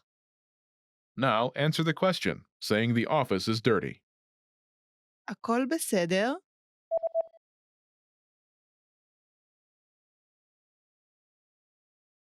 המשרד מלוכלך. In this lesson, you learned new vocabulary and phrases you can use in your everyday life to make complaints. You are now able to share your concerns like a native speaker. Start by practicing in the comments below. Make any complaints you may have today. Lastly, don't forget to click the link in the description and download your PDF cheat sheets. You'll get useful phrases you need for everyday life for free. See you in the next lesson. Bye!